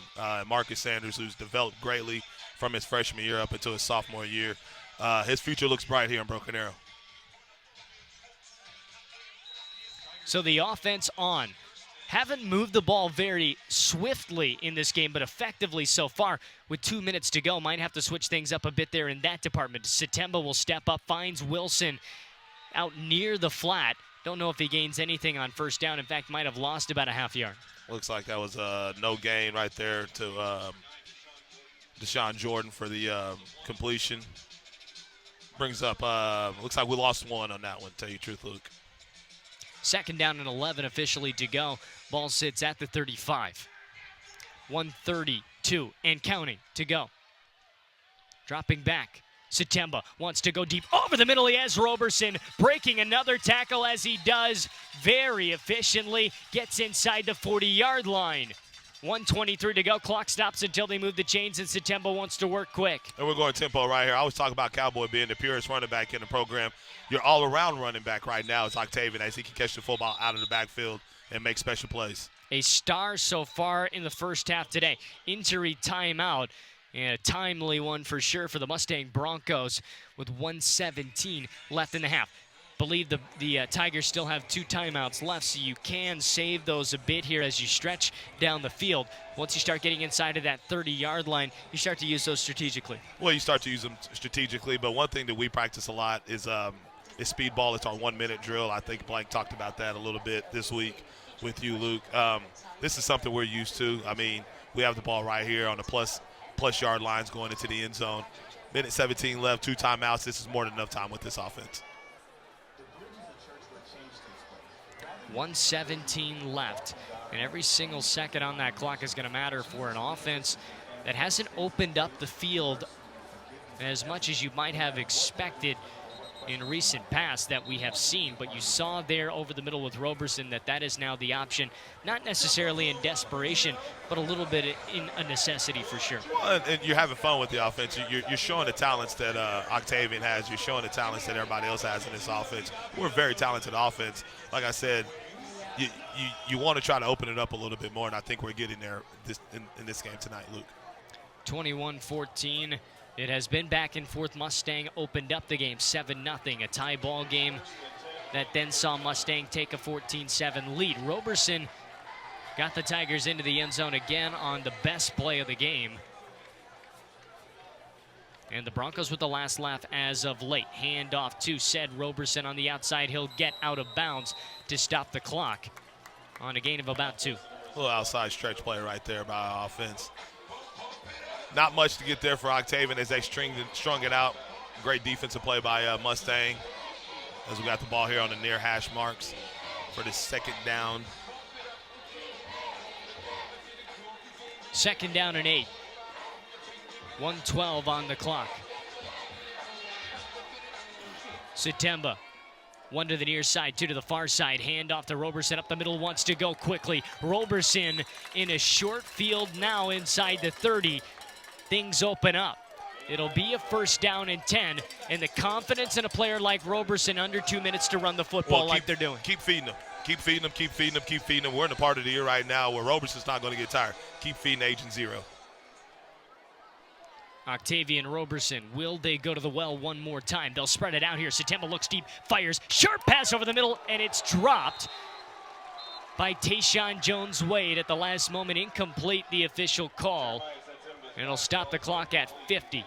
Well, it looks like they've found a little hole right here on this near side as the completion to Roberson earlier was on this near side, and that little hole right there, part of the defense. Looks like they found something. We might attack it more often in this game. Roberson and Tayshawn Jones-Wade. Certainly the initial targets. Do not undercredit Zane Matthews-Boudreau in this game as well to be a potential target down the stretch. Satemba wants to go over the top. Roberson just drops it around the 2-yard line. A wide open touchdown. Missed their chance. Well, he's a nightmare. He's a mismatch. And you want to get him on any type of outside linebacker. He just has to finish the play right there. But continue to go back to that. Continue to go back to that. Continue to go back to that. I expect to see that play one more time in this game. We just got to capitalize on our opportunities. Frustrating for the man that has carried the offense here in this first half, Roberson, to drop that one. 44 left, but it's 3rd and 10. More pressing is that spot right there. We did get movement at the line, and it looked to be a timeout before that movement called by Mustang. Fortunately for them, with 44 on the clock, they don't need them right now. They'll take it. Oh, you got to take it. I mean, you have to take it. You want to settle your defense down right here. But as far as Broken Arrow goes, let's continue to go to the well. Let's continue to get Agent Zero, spread him out, do what we got to do, create mismatches with him because it looks like he's the guy that Mustang cannot stop right now. Inside the 30-yard line, it has been a methodical drive to this point. And I like what I see. I mean, Luke, it's just some penalties. Like I said, you got penalties, you got drop passes, and those are drive killers. But I still like what I see. We just have to sit up there and get confidence and finish the plays that we need to finish. You look at some of the core of the wide receiver group here right now. Tayshawn Jones-Wade, Zane Matthews-Boudreau, and Keaton Johnson. They've all come off after plays where they've been banged up a little bit, have been able to return to the game. We see that little bit of wear and tear you're going to start to see all year long. But finishing out this drive with a touchdown, getting to take a breath at halftime, that's a major win, maybe more psychologically than anything, just to get out of this half on the road in Mustang, and you're at basically a scoreless game, a 21-all game. Oh, a 21-all game. And it puts confidence on you, let you know you can come out there and take control in the second half. A chance to take the lead to open up the second half as they defer to the second half with the ball. They will get it to start the third. Satemba will drop back, a ton of pressure on him, stepping up, and he'll protect the football, take the sack. 39 seconds on the clock. Broken Arrow will look to take that timeout. And with 37, it is now 4th down at the 30. So this is one of you where do you take the gamble on 4th and about 12, 13 yards. Looks like 4th and 12. Do you take the gamble and try to go for the first down, or do you just go for the field goal attempt? A big difference could be in that decision that we mentioned. This Broken Arrow team will get the ball to start the second half. No guarantee you'll put up points on that, but you have a chance to have a little bit of a crooked number. You knock one through the uprights here with a deep field goal. You now can take the lead with that opening drive to start the half. But also, with what this offense has done on this drive, they've proven that they've been able to threaten down the field well more than the 12 yards they need. Oh, yes, most definitely. I mean, we put together a good game plan. I mean, no lie, Luke. I mean, we just have to take advantage of the opportunities that are given to us. I mean, that's championship football right there. You got to catch that touchdown pass. You can't make mistakes on offense. You can't have penalties the way we've had penalties that are drive killers. We have to play championship football every down of every game. Octavian Roberson, as we mentioned, dropping that chance to get into the end zone. Maybe turned a touchdown out of nothing on the last drive to what in hindsight made up for that a bit. They'll go for it and they'll keep the offense on the field. Not necessarily unexpected 4th and 12. Here's Satema to drop back, needing at least 12. He might want to get it all. It's caught inside a touchdown. Tayshawn Jones-Wade with 31 on the clock. It's a Tiger scar. I mean, why not? I mean, your dude. He's your dude. He's your guy. He's the guy that when the game's on the line, when the half is on the line, throw the ball up to 19. Let's get 6. Tayshawn Jones-Wade alongside his running back Octavian Roberson with massive plays late in the second quarter. We do have a flag on the field that is picked up. Do not believe this is on Broken Arrow, no problem, and they'll have a chance for an extra point to seal things up at 21-all. That is huge for the confidence on this ball club right here. I mean, you get this field goal, this point after attempt, you could go into half tied 21. You still have to play defense. You still got to stop them on special teams. But so far, so good. A special teams unit for Mustang tonight that has been productive. They have not broken off for a score by any means, but they have pushed 30-plus yards on those returns. High snap there. Kick is handled off of the upright, and we will stay with a Bronco lead. The first mistake for these offenses here tonight. No turnovers in the game via fumble or interception, but a missed extra point, the difference right now with 31 on the clock. Tough look there. Tough luck, but you have to also think, you have to know that this is 4 quarters games. I mean, things are like this are going to happen. When you're trying to turn a program around, your guys have to understand things like this will happen. You have to play through it. Tiger faithful, of course, waved the flags regardless. 21-20, 31 on the clock here in our second quarter. As we mentioned, when we do go to halftime, of course, we'll have a special from our episode of Uncaged to catch, along with some other opportunities to see what's going on around Broken Arrow High School and the district as a whole. And we'll, of course, report and give you an update on what we've seen so far through 2 quarters tonight. Mustang will get set and ready to return. You mentioned it, 31 seconds on the clock for a reason, and the focus now has to be improving a bit here on special teams on your kickoffs. You've given the Broncos quite a bit of good field position here early in the game. Yes, and I know Nick Gorman and John Bullock could be down there, you know, coaching these guys up, especially Nick Gorman as he was down there talking to his kickoff team. I mean, you got to be able to squeeze the lanes down. You got to be able to contain the outside. And if you can't put it in the end zone, don't let them don't get the ball to at least the 20-yard line. That's about it. Looks like we got a timeout.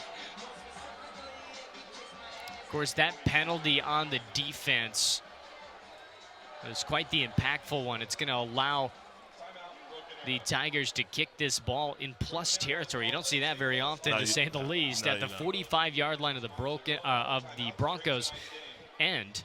And there's a lot of options here, especially with 31 seconds on the clock.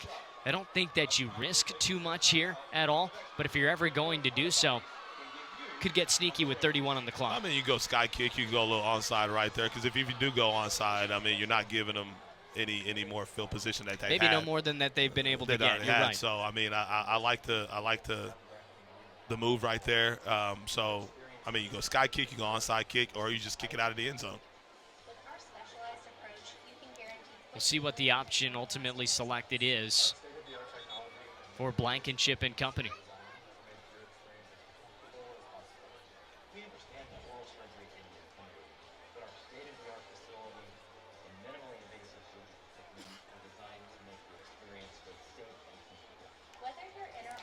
Here is the kick.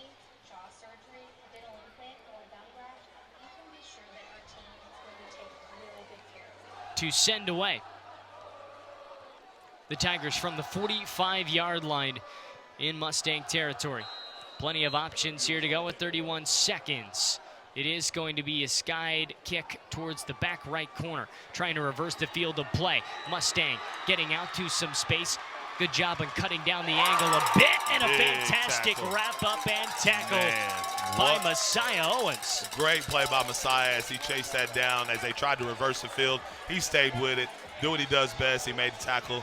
Now we got the ball on the 20-yard line with about 25 seconds left. We'll see what Mustang wants to do. They want to run the clock out. We're trying to make a move to get down the field, either get a field goal or 6.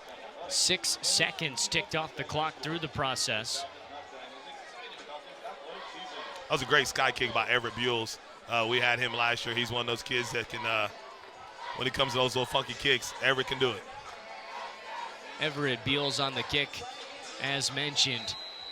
Trajan Williamson, seems like we haven't seen him on the field in quite some time due to the fact that that was a long drive by Broken Arrow that resulted in points. Down by 1 right now, as that most likely will take us to the half. 14 on the clock. Will they allow it to run out? I anticipate they do. Looks like they will, as we will send it to break with a 21-20 deficit for the Tigers. Quite the battle we have here for the first road test on the year. 2024, it's going to be fun if it's anything like this, the last non-district game of the season. We'll be back. We'll take a break. We'll get to our episode of Uncaged as we sat down with Director Greg Spencer. We'll also send it down to Madison here in just a moment with Coach Blankenship as he heads over from the sideline. Madison with head coach Josh Blankenship after a 21-20 half. Coach, it's a 1-point deficit, so it really is anybody's ball game when you come out. What do you want to focus on? We got to play better defense. They're out physicaling us out on the edge on those RPOs and in the box a little bit, so we'll get that right. Offensively, we've done a pretty good job of overcoming penalties. Some really tough ones, and we found a way to make plays, so we got to do more of that, obviously. Thanks, Coach. Head coach Josh Blankenship making sure that everybody recognizes here tonight the penalties have been certainly a storyline that we've seen in the game. We'll take a break. When we come back, we'll get to our breaks on ArrowVision. 21-20 the score. Just a reminder, there'll come a time that they can no longer share a bedroom. That's why we have a complete array of home loans, so that dream of more space can come true, right on time. First National Bank of Broken Arrow. First people put people first. It's an important score. Everyone is anxious to know.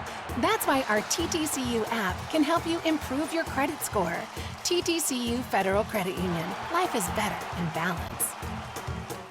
Craving delicious tenders or crispy fried chicken? Hit the Waldo's drive-thru, open 7 days a week. Locally owned and operated in Broken Arrow, 71st and Yale, and coming soon to Owasso. Waldo's makes lunch and dinner a breeze. Waldo's Chicken, fast, fresh, delicious. Uh-oh, can't find your debit card? Don't worry, because with TTCU, you're always in control of your card. Just lock and unlock it from your phone. Card controls from TTCU Federal Credit Union. Life is better in balance. There is nothing like teaching about the rewards in life, like catching that first big fish. Now they can learn about other rewards by opening up my first savings account just for them. First National Bank of Broken Arrow. First people put people first.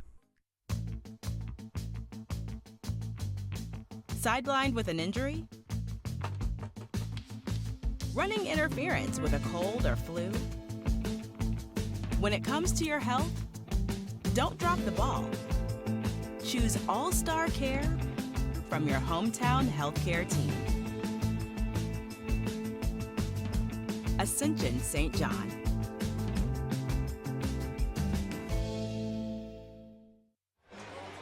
Welcome back to Tiger Football on ArrowVision, wrapping up halftime and setting the stage for a second half that sees just a 1-point difference on the scoreboard. A 21-20 Broncos lead over your Broken Arrow Tigers. An exciting first half that finished with just the separator being a missed extra point. Let's recap what we saw in those first two quarters. Of course, myself, Luke Hamilton, alongside me, Maurice Wallace and Madison Dildine down on the sideline here tonight.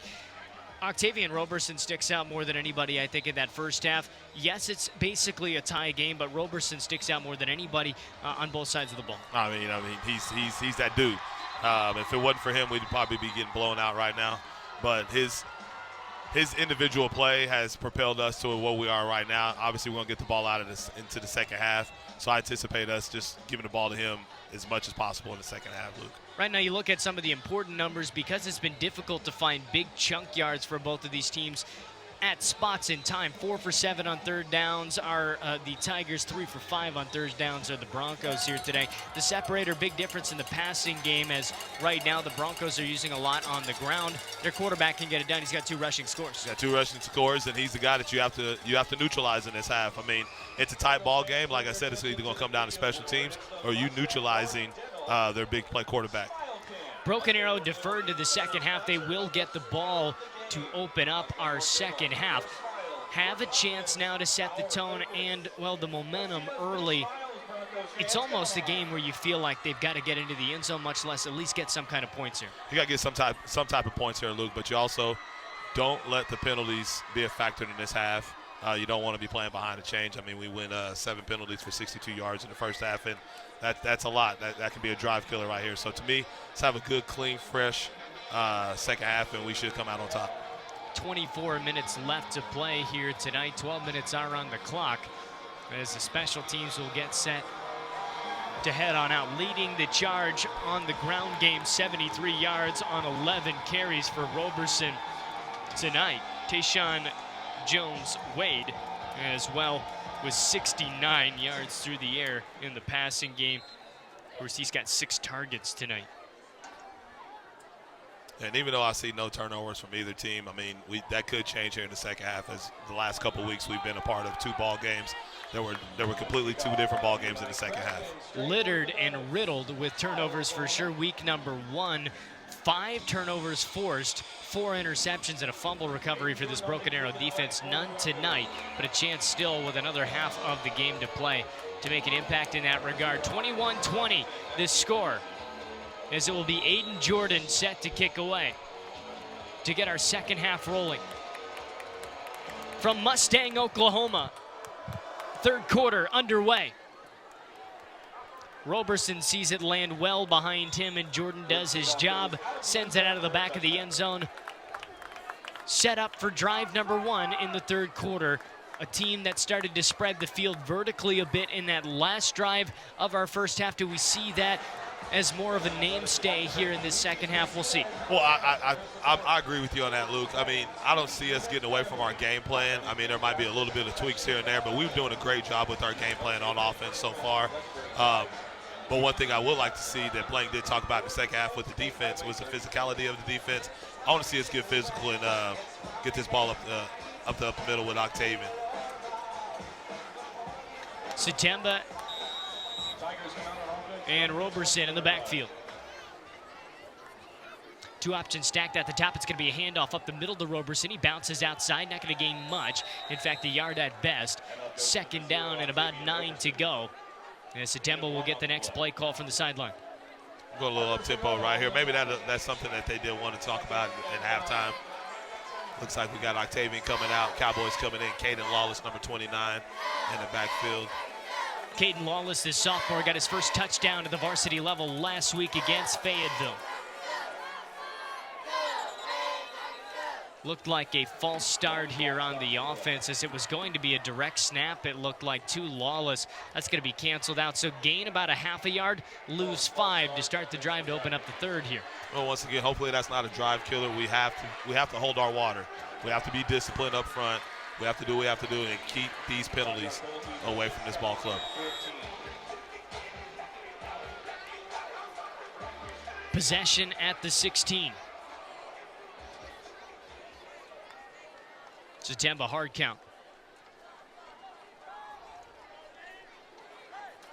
Motion for Wilson to the top.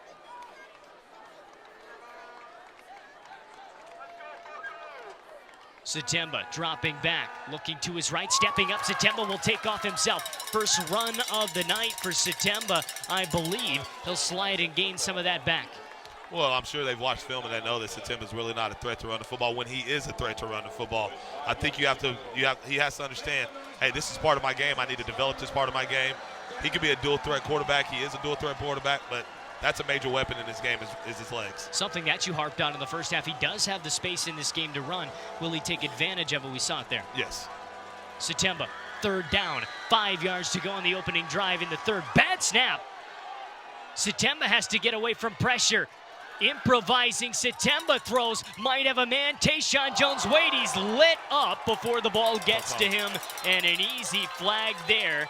Somehow not recognizing that was Tayton Duncan, but obvious on the call. Yes, Tayshawn. Tayshawn Jones-Wade hit hard on that play. He does have a brace on still. Certainly the wind knocked out of him here on this play. That was a play from Satemba, and my apologies on that. A good snap, but an early snap. Jeremiah Satemba not expecting it. He has to get out of the pocket, takes his time, and eventually finding an option downfield. And Coach Mo, I think if Duncan just picks his head up there, he has an opportunity to pick that ball off about as easy as it gets. He decides to take body instead. Big mistake for this Mustang defense, gifting what was looking to be a 3-and-out for the Tigers. Now first down for Broken Arrow. Well, that's a big-time mistake by their defensive back right there. I mean, being a ball hawk in the secondary, yeah, you want the big hit right there, but on the other hand, that ball's just hanging in the air. Go out there and get it. Obviously, this would be an opportunity for Broken Arrow to make up what they've made up for the mistakes that they made with the bad snap and the penalty over there in the first part of the drive to hopefully get this and make this a 28-21 game or a 27-21 game. Ball will sit now at the 40-yard line, and the gift wrapped up with a bow by Duncan is handed to the Tigers. Tayshawn Jones-Wade, we will see about his status as the night goes along. Certainly the wear and tear on hits like that will add up, but about as tough as it gets, the number one target. Snap here to hand off. Roberson taking it up the middle. Roberson breaking off of one and barreling his way close to the 45. He's got a first. Continue to feed him behind the big uglies as I see Tayshawn walking around. Looks like it was wind knocked out of him. I'm sure Madison has some information here in a little bit, but he's walking around looking good on the sidelines right now. Satemba, handoff again to Roberson, protecting the ball with both hands. He's stuffed at the line and won't gain anything. I like our approach here. Look like we got another switch at running back about to happen. It's 2nd and 9. On the 2nd and 9 play. 9:50 and counting on the clock remaining here in our third. If you've just joined us to get this second half rolling, a 1-point deficit right now. Satemba with motion from top to bottom here. Quick screen pass. It's Wilson, the tight end. He's upended, and he does pick up what looks like enough for the first. That's a great play call, a little tight end screen right there. Nick Gorman has done a great job of developing these tight ends, so great play call as they put that little wrinkle in this week. They'll keep him short of that line to gain. Now 3rd and inches, rather. Well, and this opens up the playbook right here. You can either hand it off to Caden Lawless right here, or you can have a little quarterback boot game. Satemba handoff, Lawless diving and lowering his head easily past the sticks. Close to the 30, they'll put him down at the 31. Strongest run I've seen from Cowboy all season long. I believe we had another flag on the play. What is that call? We'll see. Might have been well away from the play.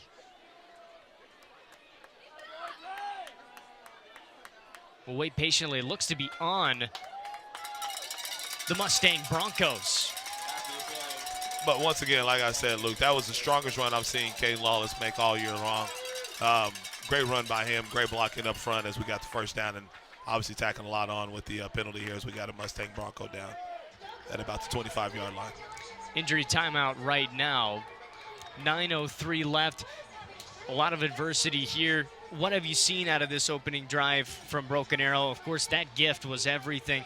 Satemba improvising, in response from last week, I think he's been a much better mental quarterback here this week, and plays like that show just the maturity that he has in situations where you're not always going to get a perfect snap. Sometimes it is early, mistakes happen, and he makes the best of it. Just being calm in the moment, and I think that's what this team is about, and that's what Blank is trying to instill in this ball club. Also, handing the ball off to Agent Zero. I mean, I can't say it enough. I mean, you got to run behind his pads. You got to do what you got to do, and get him the ball, slow this game down.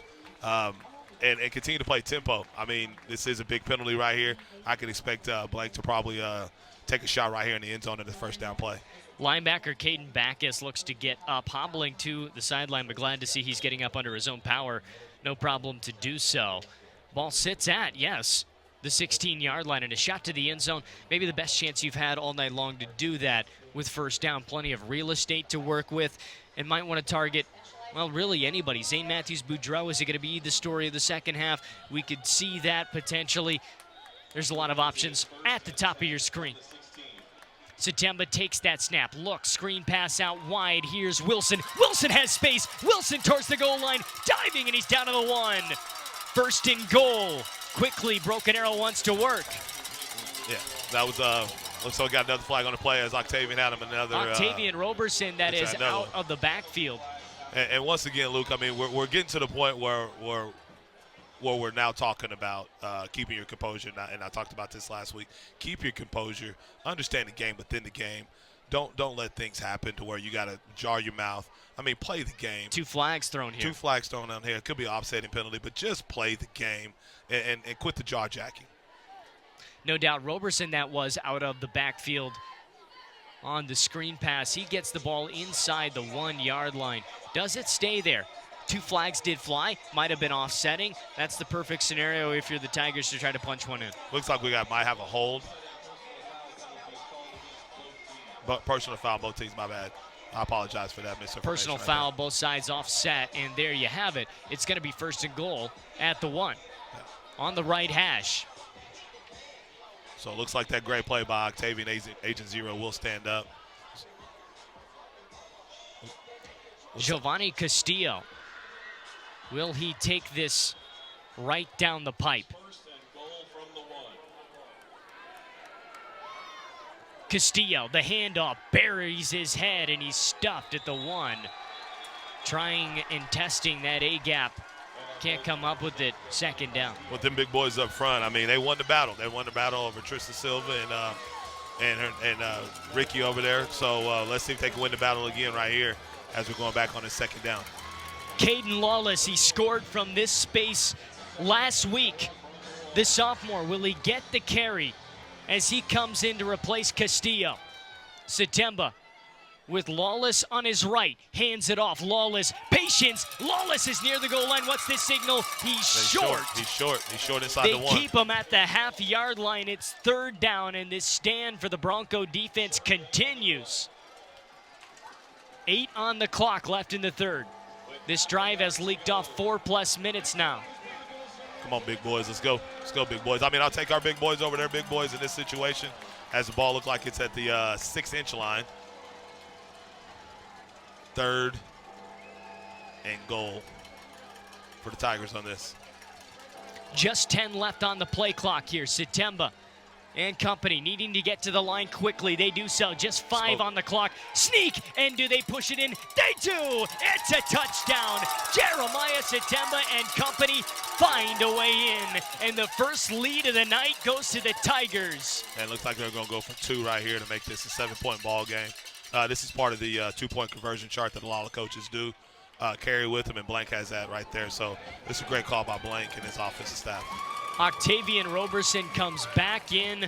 A key piece all night long, might be a potential option here for 2 points. A 26-21 advantage, trying to make it a 7-point game again.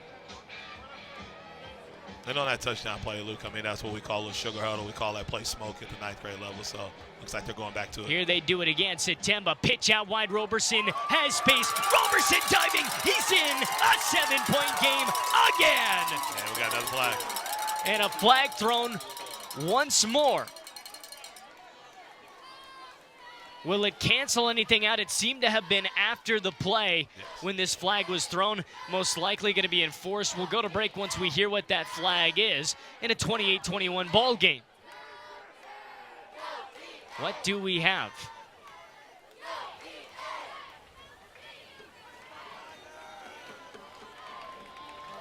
It may be on the Broncos, not sure. We'll take a quick break. When we come back, the Tigers trying to defend their first lead of the night here in the third quarter on ArrowVision. Just a reminder, there'll come a time that they can no longer share a bedroom. That's why we have a complete array of home loans, so that dream of more space can come true, right on time. First National Bank of Broken Arrow. First people put people first. It's an important score. Everyone is anxious to know. That's why our TTCU app can help you improve your credit score. TTCU Federal Credit Union. Life is better in balance. Craving delicious tenders or crispy fried chicken? Hit the Waldo's drive-thru, open 7 days a week. Locally owned and operated in Broken Arrow, 71st and Yale, and coming soon to Owasso. Waldo's makes lunch and dinner a breeze. Waldo's chicken, fast, fresh, delicious. We're back.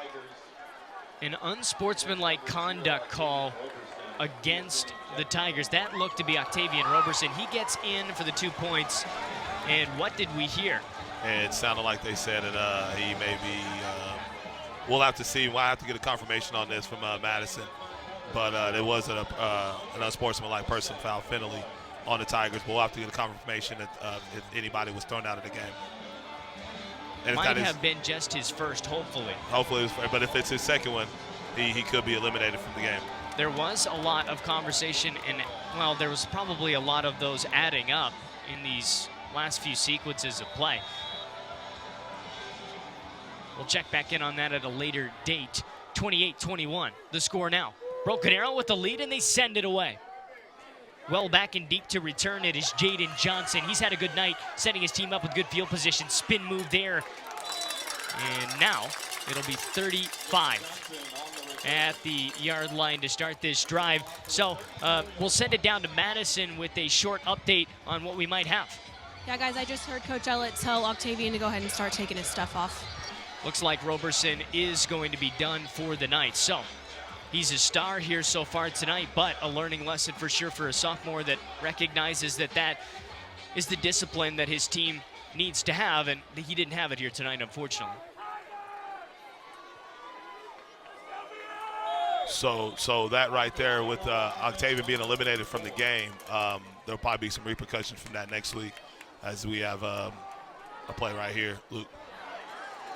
Stepping up here is Everhart on a good run. Conversation maybe with Corey Sango, maybe getting some looks now as we hear from Madison downstairs. Corey Sango might now get into the game potentially. We'll see on this upcoming drive. There's a lot of bodies to shift around for sure. Yeah, so that's your freshman Corey Sango that also plays football on our football team, on our part of the program. But it could move up Lawless to the number 2 and still have Castillo running a little bit on that big package with Corey Sango backing both of them up. Have not seen a ton of Castillo here tonight, so a player that weighs a lot, of course, might be able to wear down a defense quickly with how he attacks the interior. Like to see him get some snaps for sure in a game that he might be very necessary in. Well, and it's one of those deals where it could come down to the power game, and Castillo is that guy, but it could come down to Lawless. I mean, Lawless is going to be that guy. He's another complete back, a pure running back. But having Agent Zero out throws out a lot on your game plan, but I still do anticipate a Blank and his offensive staff to continue to do what they do on the offensive side of the football. Head coach for the Broncos, Lee Blankenship. Head coach for the Tigers, Josh Blankenship. Cousins going at it here tonight. Snap. Williamson will keep it himself. Williamson, a ton of space outside, lowers his shoulder, and he stopped after picking up what looks to be enough for the first. And that's what you're going to see right there is that little quarterback zone play right there. Looks like Don Fryer was on the tackle right there. But if your secondary is making the tackle on a 220-pound quarterback, that's not a good thing going on right now. Williamson, a handoff to Everhart. He's got a hole now. Everhart spins off for more and gets up close to a first down, just shy of that. Looks like they're going tempo right now. they like what they see with this particular package in there, with Broken Arrow's particular defense in there. They like what they see as they lean on the bigs with the quarterback run game. Mustang trying to get their first points of the second half. Maybe want to take a shot. Williamson steps up, might have a man one-on-one the matchup, and it's caught. Never mind, not finishing the catch through the ground. It is incomplete. And that's a great play by Messiah, as he's a part of the seatbelt factor. There's a play, penalty on the play. He stayed with it, and put his hand right in the last second and made the play for an incomplete pass. It looked like we got a hold on the offense. Messiah Owens on the coverage, a hold on the offense. Not only good coverage there, but the penalty helping out and negating everything anyways. It'll march them on back. And Messiah's your guy. I mean, if you want to attack the guy, but Messiah's he's going to respond to anybody trying to attack him.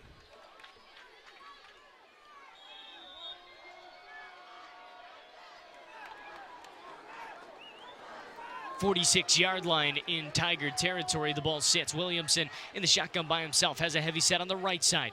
Motion from bottom to top now. Two options on the left side of scrimmage. Taking all down to 4, now 3 on the play clock. Williamson will run it himself. Leans ahead and picks up 2. And that's what's going to happen, looks like that was by Malik Ross. Don Fryer also helping out a little bit. But great stone wall by our linebackers right there on that play. Brings up a 3rd long. 3rd down and long. An important one and a big test for a team that went 3 for 5 in the first half on 3rd downs. Williamson looking to his right, has to get away from pressure. Williamson tripped up, throws, has a man wide open. Caught, separation, and a touchdown saving tackle at the last moment by what looks to be Don Fryer. Okay, as they go with the tempo offense, Broken Arrow's defense, Holly's defense brought 6 on that play. He just rolled out, got off his spot, found an open guy for a 1st down play. Ben Patkowski on the catch. Trajan Williamson wants to go screen pass. It's a low throw, and low enough. It comes off the turf, incomplete. Looks like he tried to run there, didn't make the catch fully. He tried to run and ended up dropping the pass.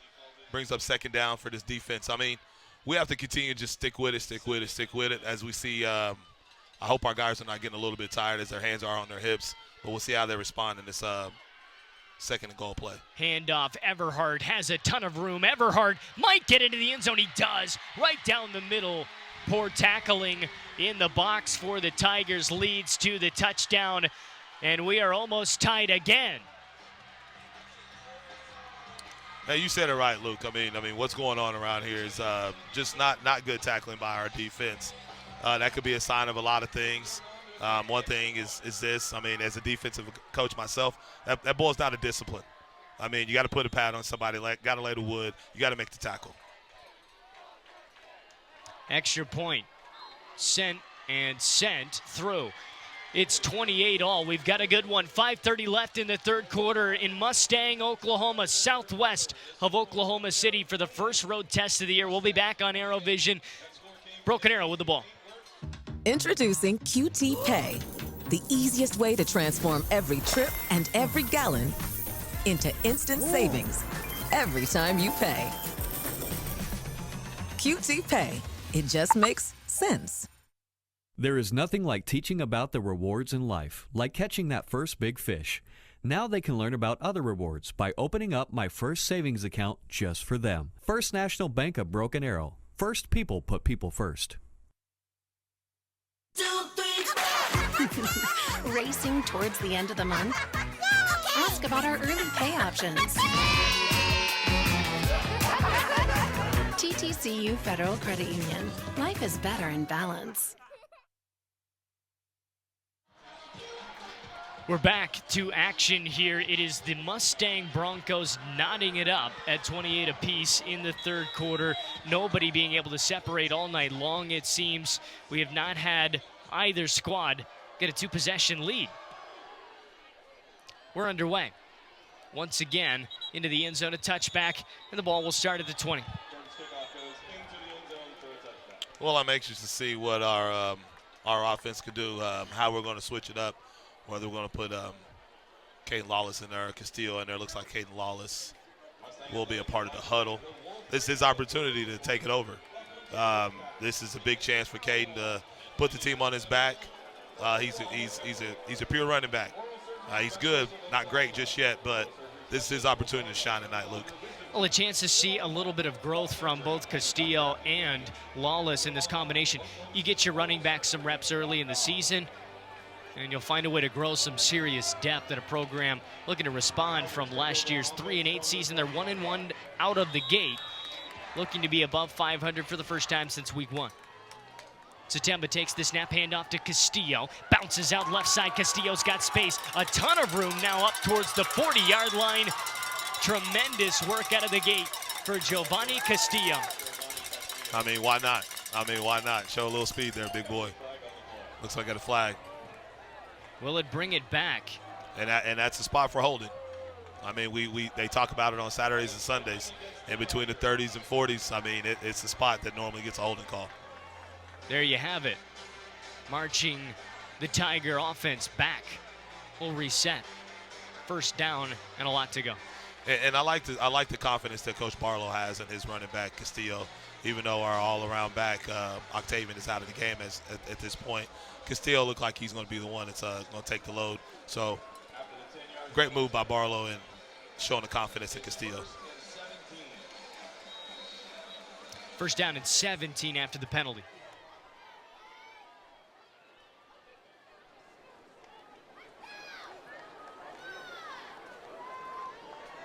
Satemba dropping back, looking to air this one out. Might have Tayshawn Jones-Wade one-on-one down the sideline. Incomplete. Good coverage in the secondary. That was pretty good coverage, Luke, right there. As he was out of phase, came back into phase, looked his head around, got back up, jump ball, and made the play with his right hand. Second down. 17 to go. We'll see if they try to pick up and make it third and manageable, or if they want to go vertically again. Could have a tight end screen. Satemba has to bail this one out. That's a fumble. That's here on the play. What is the call? That's an incomplete pass. Incomplete pass and a deep breath. It was a forward pass. Without a doubt, a deep breath from the Tiger offense. Certainly was very apparent. He was wanting to dump that ball down for an incomplete pass. We didn't get what sounded like a whistle, but eventually the call made like we thought it would. That's the correct call right there, Luke, as his arm was going forward, had to run it back there, so that is an incomplete pass on his third and long. Third and long, 17 in fact. We get a timeout called by the Broncos in this spot, it looks like. So an early timeout taken on defense here on a 3rd and 17. Maybe not what we anticipated to see, but we do get that call. What do you think they're seeing here? Mustang, they probably had the wrong package in, to tell you the truth, on a 3rd and long play. Probably usually want to go in a nickel package right there. They probably seen something that they thought that Broken Arrow would have the mismatch on. Great timeout by that defensive staff over there. I mean, it's something that you have to take a timeout right there. So they do so, and it will hopefully benefit them in what is a 3rd and 17 to go. In a game like this, timeouts, they are certainly precious. Games like this, you almost see timeouts experience some inflation at the end of the day. And with 5:10 to go in the 3rd, what's going to be drawn up here for Broken Arrow is the question. And there's a lot of options to go, but I think this timeout truly benefits Broken Arrow. I don't necessarily know if this drive was going to end in a first down right now. Oh, yeah. I mean, it's one of those deals. I mean, we had a 3rd and long right here when Octavian made that score, but obviously Octavian's out of the game right now, so we really can't rely on him on this at this point. But, I mean, you still have some weapons out there, and if anybody can draw something up, it's Blankenship. It's Josh. They'll draw it up, and they'll get set and ready to go. Play clock almost ticking once again with 5:10 left in our 3rd, a tie game at 28.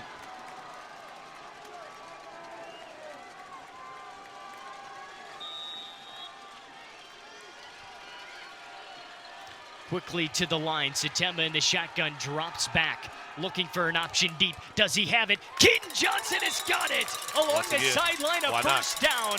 Moving the chains, and Keaton Johnson, for the first time since the first quarter, comes up large. I mean, why not? That's the guy that I spotlighted yesterday on our blitz. So why not? First down, Tigers. Fast tempo here, a handoff. Castillo meets resistance immediately and is drawn back. Forward progress will gain nothing here on the play. I mean, you're going to the bank right there with Johnson. I mean, he's a senior. He's a trusted receiver in this program. Why not draw his number up and get a first down as we got second and 8. Caden Lawless back into the game.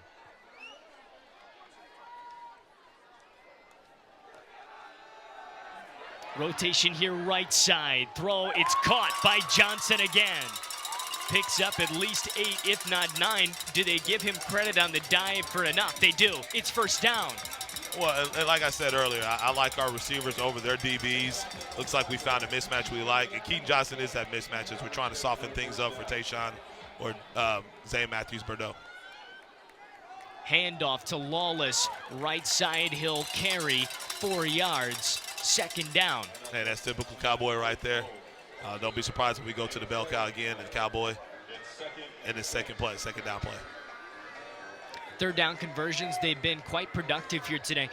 4 for 7 in the first half, and we've seen big plays just like we just saw to continue that success. And that's championship ball right there. I mean, you got to win on third downs. Satemba once to his left. He's got Tayshawn Jones-Wade to his left. Spinning away from traffic, extending the ball forward for an extra yard. First down again. Yes, first down again. And we're opening it up a little bit. I think this is somewhere where Blake and his offensive staff knows that we can get them on the perimeter with the pass game with our guys.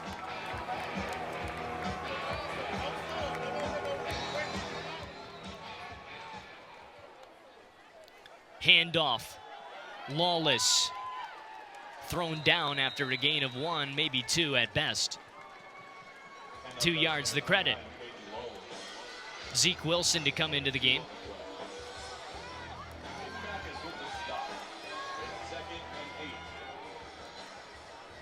Clock ticks now down to 3:15 to go in the third.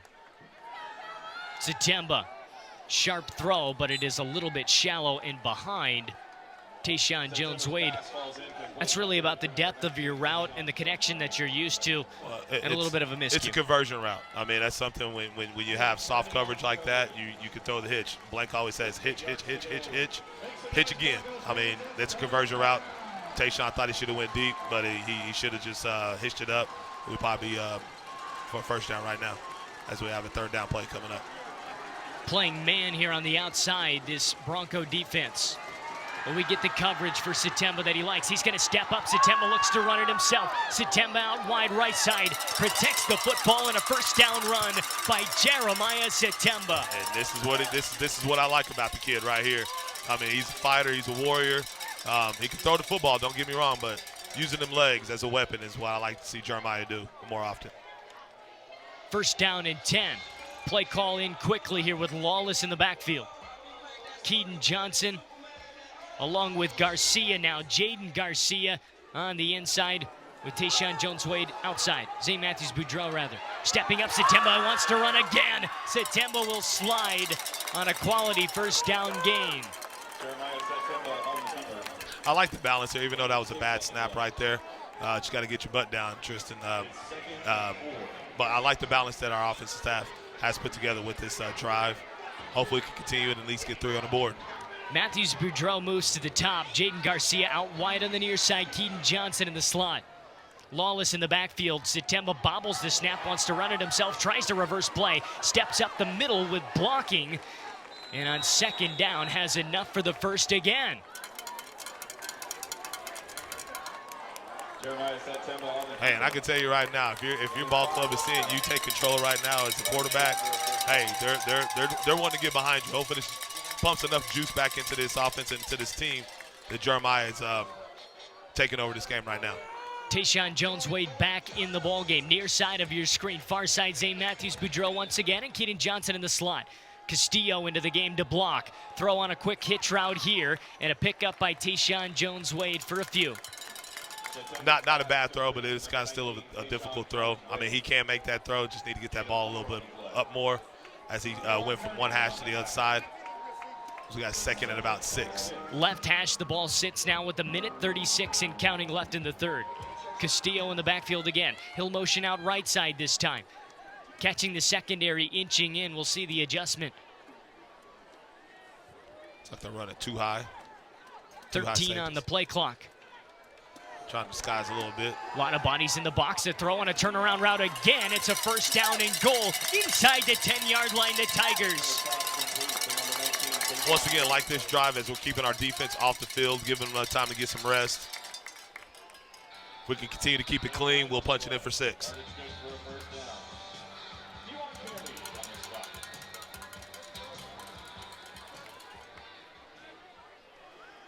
Dropping back, will he go to the end zone? Flare to Castillo, it's incomplete.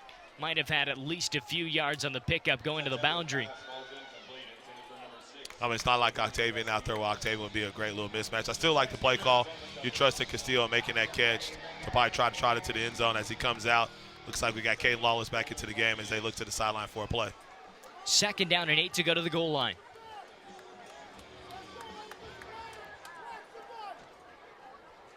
Motion here. Wilson will roll out. Is he the option? Sitemba looking to the end zone. Might have to run it himself. Sitemba scores! Walking into the end zone. A touchdown again! Little quarterback waggle right there. Little quarterback option. He had the choice to either make the throw or make the run right there. He made a move here, made a move there. Made a guy slip on his feet. And he's in for 6. Great run by Sitemba to take control of this offense. Matching Trajan Williamson with 2 rushing touchdowns on the night. Both quarterbacks have that to their credit, and it's a 34-28 game in the third.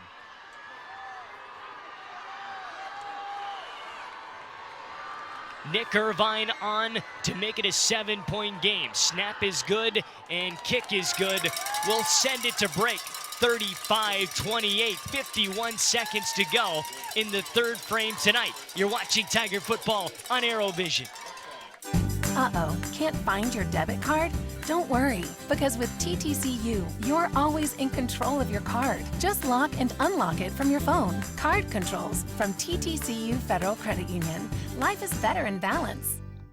Tulsa Bone and Joint, Northeast Oklahoma's sports medicine experts. We are pleased to help you and the athletes in your life with a number of surgical and non-surgical options. Tulsa Bone and Joint is proud to serve as team orthopedist for local high schools such as Broken Arrow, Owasso, Sapulpa, Cascia Hall, and Bishop Kelly.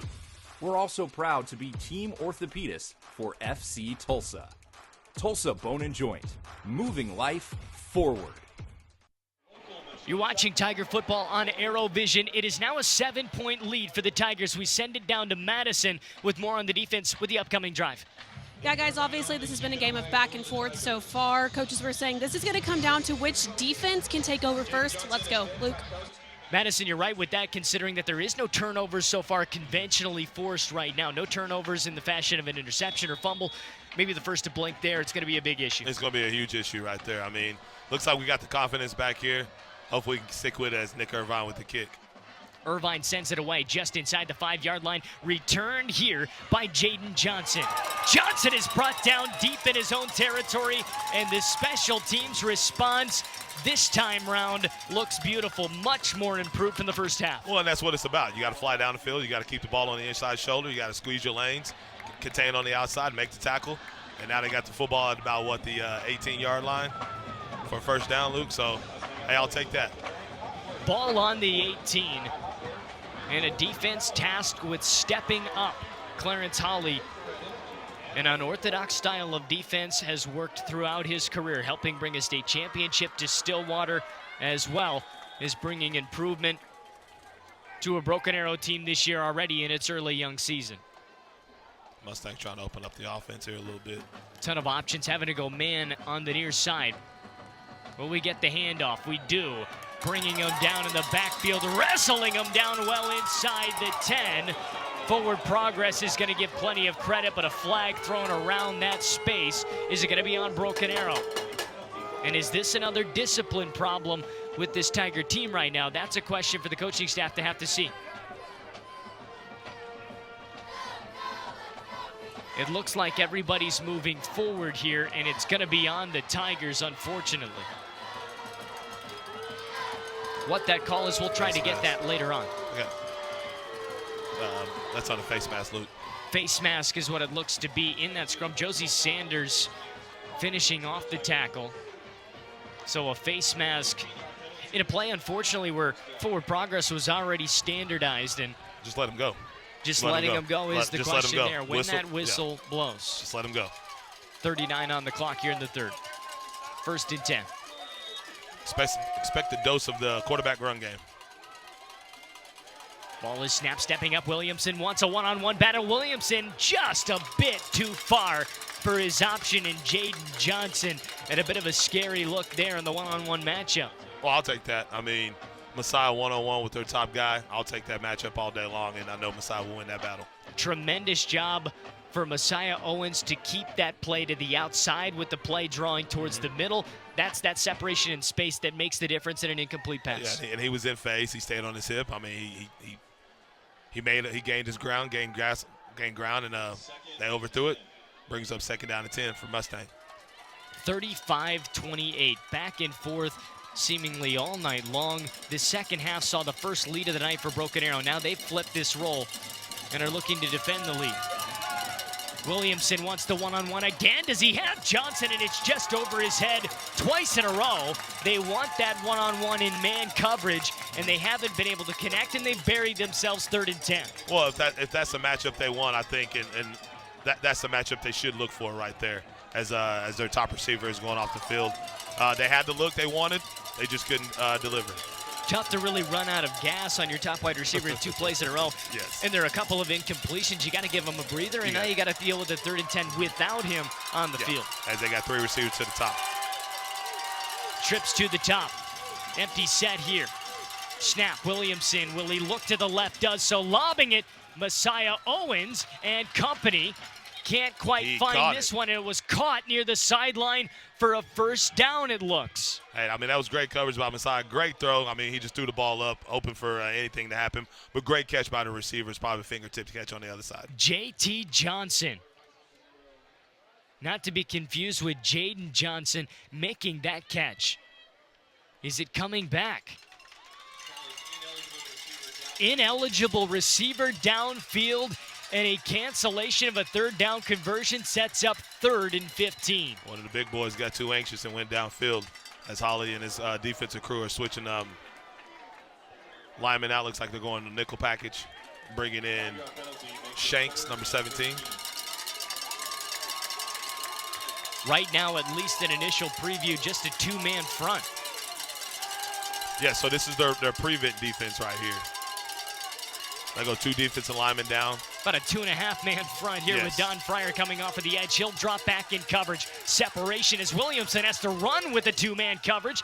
And this is caught for a 1st down in the left side flat. Well, and they caught a hole in the defense right there on the left flat up there at the top. So great play call. Great poise by their quarterback as they look to get another 1st down right here. 1st down and 10. Williamson with his best conversion of the night.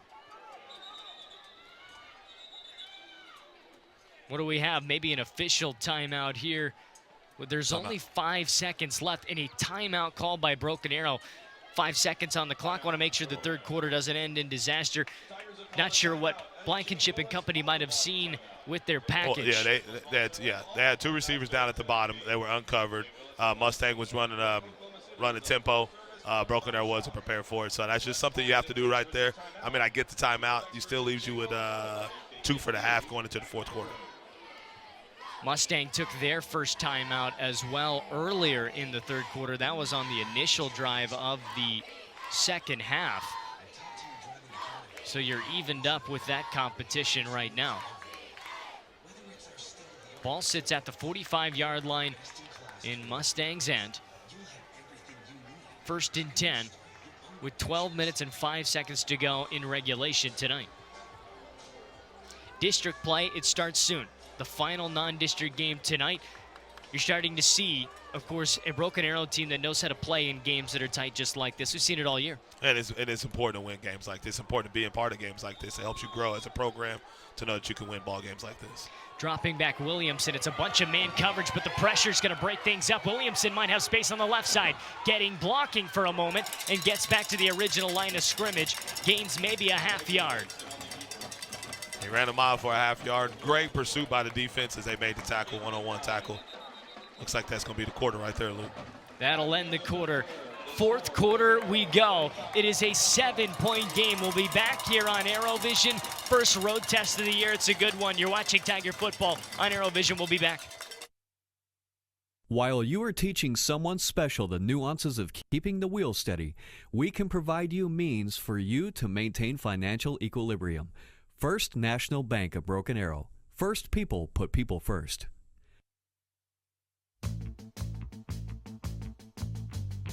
Sidelined with an injury? Running interference with a cold or flu?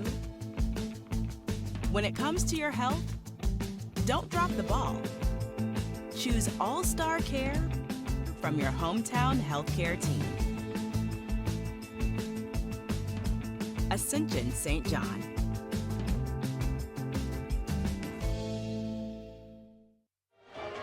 It has been a fun one tonight from Mustang, Oklahoma. As you've tuned in all night long here on ArrowVision, we want to thank you for joining us here tonight.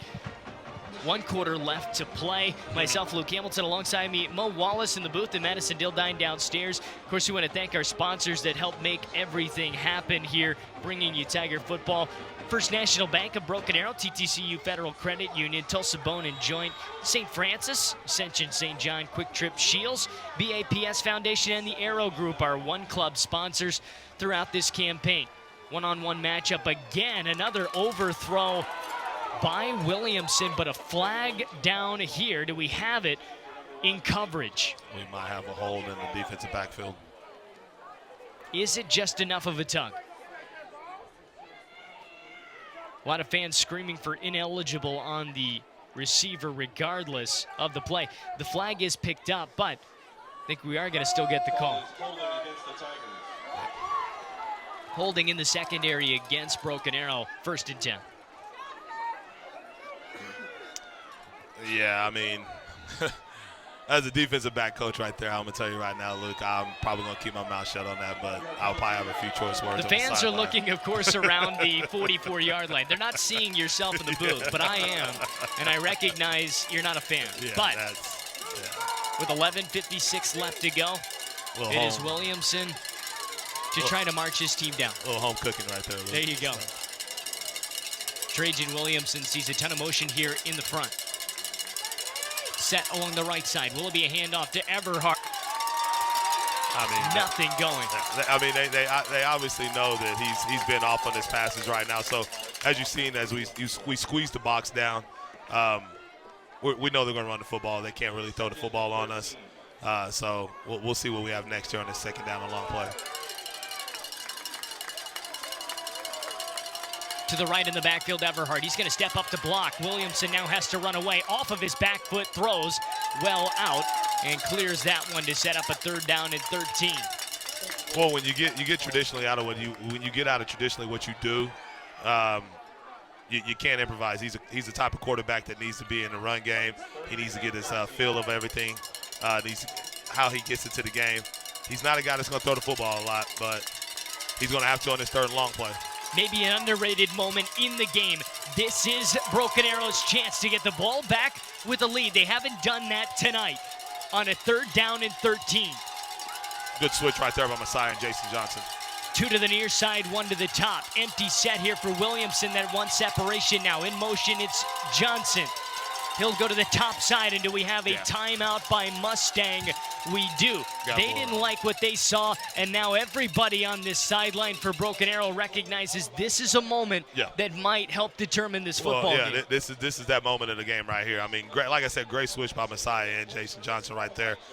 Don't know if that was part of the scheme, but that's just something that football players do, that they have good high IQ in the game. Sometimes coaches just allow that, you know. But just looks like Mustang's a little discombobulated right now. They're out of the sorts right now. So we'll see on this 3rd and long play if they can draw something up to continue to drive. You preach every year with the distractions of young athletes trying to develop not only physically into their bodies, but mentally find a way to master the game of football.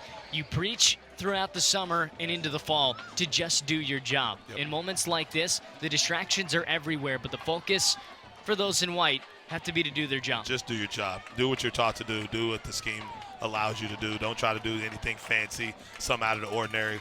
Whatever your job is as an 11-man crew down there, just do it.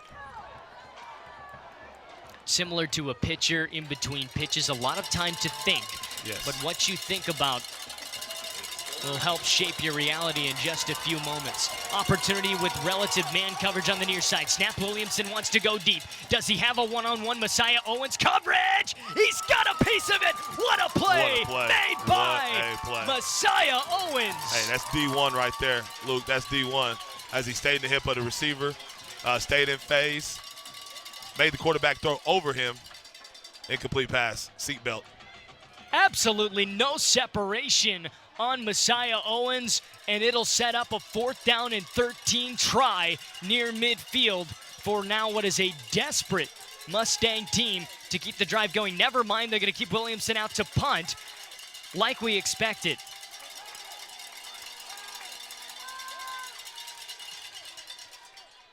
They'll send it away, and it's out of bounds inside the 15.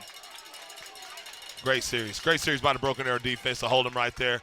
Now it's just time for our offense to come down there and put a nail in the coffin with 11 minutes and 11 seconds in the 4th quarter. Chance now for the first 2-possession lead of the night, if it's possible, for Broken Arrow. Can they manage it? That's going to be the question. The offense will step out onto the field and will send it down to Madison, who has more on the offense in a pivotal spot.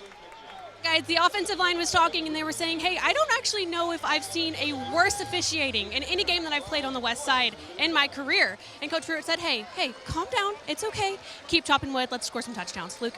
Well, certainly those are the distractions we talk about, right? I mean, at the end of the day, the emotions can run high in a game that you can't control the officiating with, but doing your job in a spot like this especially is important. You haven't had to punt the football in the second half. Mustang does so. How do you respond? Well, and how you respond is you take this ball down and you put 6 on the board. But another thing is, hey, offense, players, we as coaches will worry about the officials. You don't worry about the officials. You continue to play your ball game inside the white lines. Quit worrying about the officials. That's our job.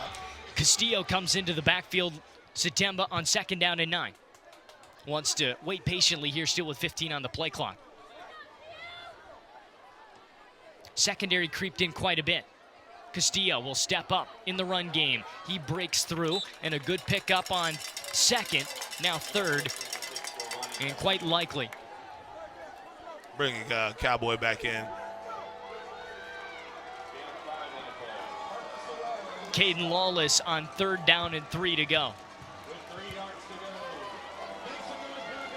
Deep in their own territory, a punt here gives Mustang a probable chance to get back into it. Sitemba. Try to freeze play to jump, get a jump offside. Great discipline by Mustang. Looks like they made the play call right here. No free safety and dropping back on coverage. Over the middle, it's caught by Johnson. Man. Over the middle, it is a pickup again on 3rd down, and I don't think we've seen a more productive team in the second half on 3rd down than Broken Arrow tonight. And it is beautiful. It's beautiful, and that just shows what we do when it comes to what we do during the week in preparation. Hit it. Now Lawless steps up to midfield at the 50, a pickup of about 7 yards. I like to see Cowboy hit that a little bit quicker, get upfield, get vertical. As Castillo's get back in the game on this 2nd and 5. Chains were not extended all the way, so it's actually 2nd down and 4. Castillo gets back in. Handoff to Castillo, lowers his shoulders and gets those 4 yards. Might pick up about 6. And once again, Luke, this might be the nail in the coffin drive right here as we're opening up the playbook. Go with plays we know we can be successful with right here. 1st down and Tigers. Clock continues to tick here with 9:10 left. 2-possession lead with about 9 and some change to go. Looks difficult. Over the middle, the ball is tipped. Johnson's hit through the process. No flag, of course, and an incomplete pass. 2nd down and 10. Great bend route right there by Johnson. Looks like the free safety. Number 24 on the pass breakup right there. But great play call. I like that look by the offense. Here's Satemba with Castillo to his right. 3 at the top of your screen. Everybody settled. 2nd down and 10. Satemba handoff to Castillo. Wants the middle inside the box. He'll carry for 3 yards, if not 4. It's classic Broken Arrow football right there, down blocking. Get him free for about a 4-yard gain. 3rd down and 6. This is 4-down territory right here, Luke. Tayshawn Jones-Wade. Not targeted yet on the drive.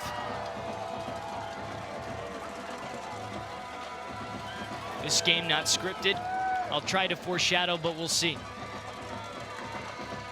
Satemba takes the snap. He'll look to his left. Might have Johnson, and it is deflected away. No flag on the play. 4th down territory. Is that going to be the case, like you said, Coach? And looks like they're going to bring in a punt. They will bring out the punt unit instead. Nick Irvine to try to place this one in a perfect spot. I mean, why not? I get it. You're confident. Irvine will come in on the line rather, so Satemba might be the one to punt this one away. Are they going to go for it instead? They will. Satemba drops back once. This one 2-on-1 coverage, and it's incomplete.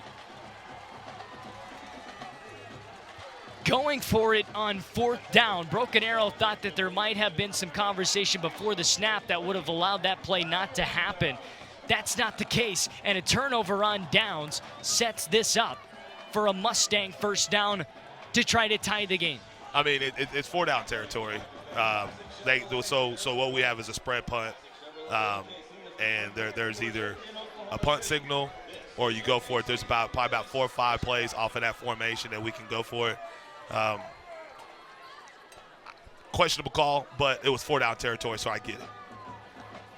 The coverage perfect, and the throw just a bit too far anyways, and Williamson trying to get his redemption chance at this drive. Tried to step up and find a man deep, and he's brought down in the backfield on 1st down.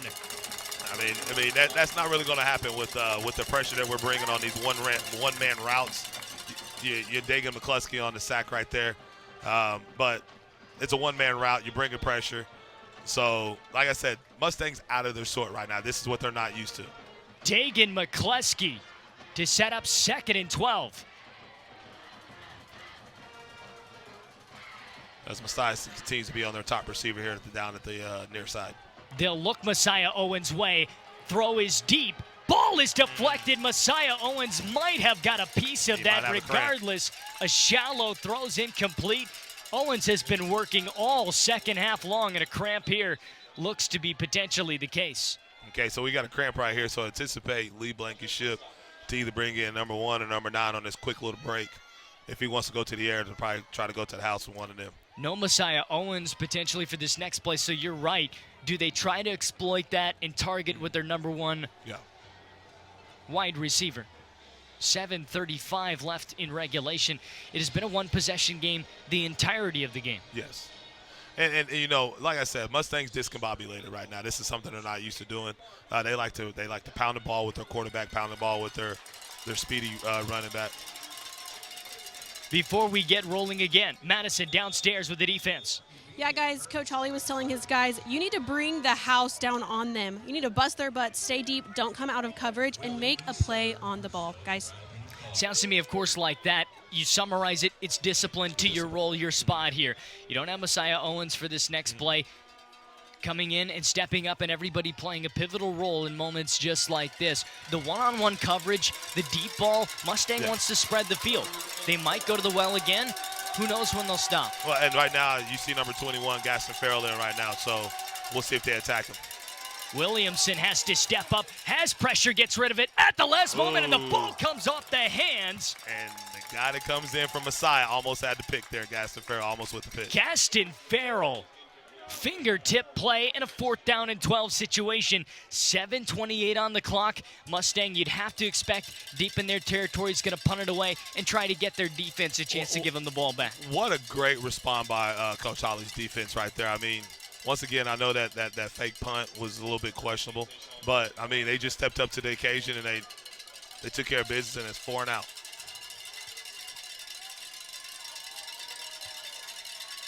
Williamson back to punt for himself and his offense. Low snap, gets rid of it. Plenty of hang time and beautiful hang time, but it's more shallow than he wanted. Good bounce. It'll give him credit inside the 25-yard line. Looks like the drive will start at the 23. I like what I see, Luke, in this ball club right now with 7:19 left in the 4th quarter. I mean, the resiliency that they're showing right now, it just shows the growth so far in this game. We've talked about it all year long. It's a young team. Let's see how they respond with adversity. Well, it's not just moments like this for the offense that comes out with a chance to extend and maybe put the nail in the coffin you mentioned. It's moments like this that us in the booth here, we've been waiting for moments like this too. We're going to evaluate this team as it goes along. We're going to get a chance to see it grow, and chances like this on the road are going to show you what district games are going to look like in spots like this. Well, and like I said earlier, I mean, this gets you prepared for the tough district that we're about to go through. Snap here and a handoff to Castillo. He wants to go horizontally and get outside. Little bit of a gain here up to about the 25. Of course, a bye week coming up for this team as well. We mentioned episode of Uncaged on Wednesday night's going to be with this football program. Going to be nice to see this team get a rest going into a big game. Yeah, and it's much rest needed on this 2nd down play to Castillo off tackle right there. And it's much rest needed because we've been grinding all spring, all summer. Going to what we went into with the big game against Harbor and Fayetteville. You get a time, if you come out with a win right here, it'll be a beautiful bye week. Owasso is up on the task slate soon. I'll call that the team from 169 North. There you go. 3rd down and 5, deep in their territory. Chance for Mustang to not have a ton of time erased and potentially get the ball back. 3rd downs have been beautiful so far today. Changing things up on defense. For the Tigers, they'll take the snap. Looking left, Satemba pointing for traffic, wants to go Got with a him. deep ball. Does he have his man? Johnson, it's through his hands and away. Incomplete. I like the look. I really do. I like the look by Satemba. He had the route that he wanted, had the guy he wanted. We just couldn't complete it. Now bringing up 4th down. Hey, now it's back on Holly's defense. Back to Clarence Holly's defense, who didn't get a ton of time to head to the sideline and take a breath. But just as the offense had a chance to make an impact, this defense can take over the game, and they have been as of late. Well, yeah, and Mustangs helped them out with uncharacteristic drives. I mean, it's a 7-point ball game, so why go away with what you do best? So we'll see what Mustang has in store for this next series. The punt is away. Successful little bounce at the 35. And trying to take this one is Everhart, breaking a couple of tackles and eventually punched down.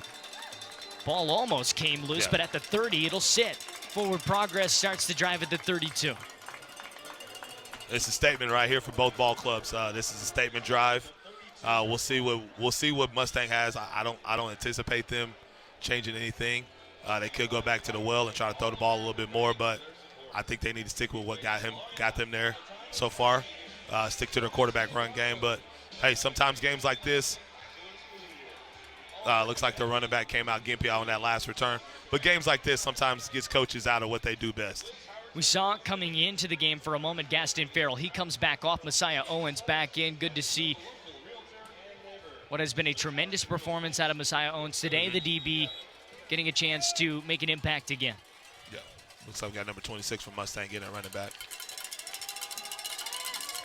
Williamson over the middle, a great connection there. Helmet pops off of Ben Patkowski, and a flag was thrown off of that play. Most likely going to be a face mask, and it's going to add. Well, they're bringing the house, and Mustang's running 2-man routes. Great play by Messiah, even though he grabbed the helmet on that play, so that might be a little tacked on 15 right there. Taven Brown in at running back with Everhart coming out after that punt return. A little bit gimpy, as mentioned. So quickly in plus territory, all of a sudden, shorter field to work with for the Broncos. 5:55 to go in regulation.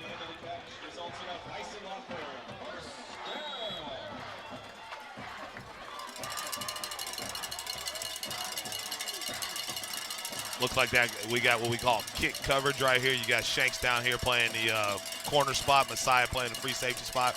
We call that kick coverage in our line defense right now. Plenty of motion from the defensive front. Williamson wants to run it, has time and space to do so, and he will carry it for quite a bit.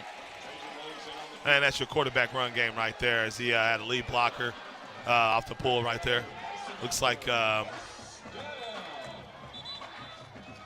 Colby Crosby picking up the tackle on that play. We do have an injury timeout. It looks like a Tiger is down on the near side towards the boundary. It looks to be Crosby. So Crosby down for just a moment here right now. 5.5 to go. They'll bring in Tayshawn. And what a moment getting into the end zone would do for a building that's needed something here in the second half to get behind. Yes, and I mean, like I said, they've been working all summer for this game. Talking with a coach that I know on that staff, this is something they've wanted. So expect Mustang to bring everything they got in these last 5 minutes and 30 seconds. I think for both sides, of course, we won't pay attention to Mustang maybe in the rearview mirror and the peripheral throughout the year as they will play throughout their district. But the wear and tear going into a bye week after what we've kind of seen in this game as well, there's going to be a lot that comes out in the report, I think, that we don't expect as far as some guys that have taken some hits. Well, and you want that bye week, and it's a perfect time for the bye week. I mean, when you have a physical game like this, you get banged up, get bruised up. You go into a bye week where you're off for about 10 days, and now you get your guys healthy, get them full of some energy and ready for an Owasso team up there in the Folds of Honor game. 2 to the near side, empty set here for Trajan Williamson. Takes the snap, Williamson looking, wants to go deep, might have a target, and he does. Fantastic catch from Johnson on the near side. JT Johnson, he'll go from near side to far now. Williamson inside the 20-yard line. It's at what is now the 12.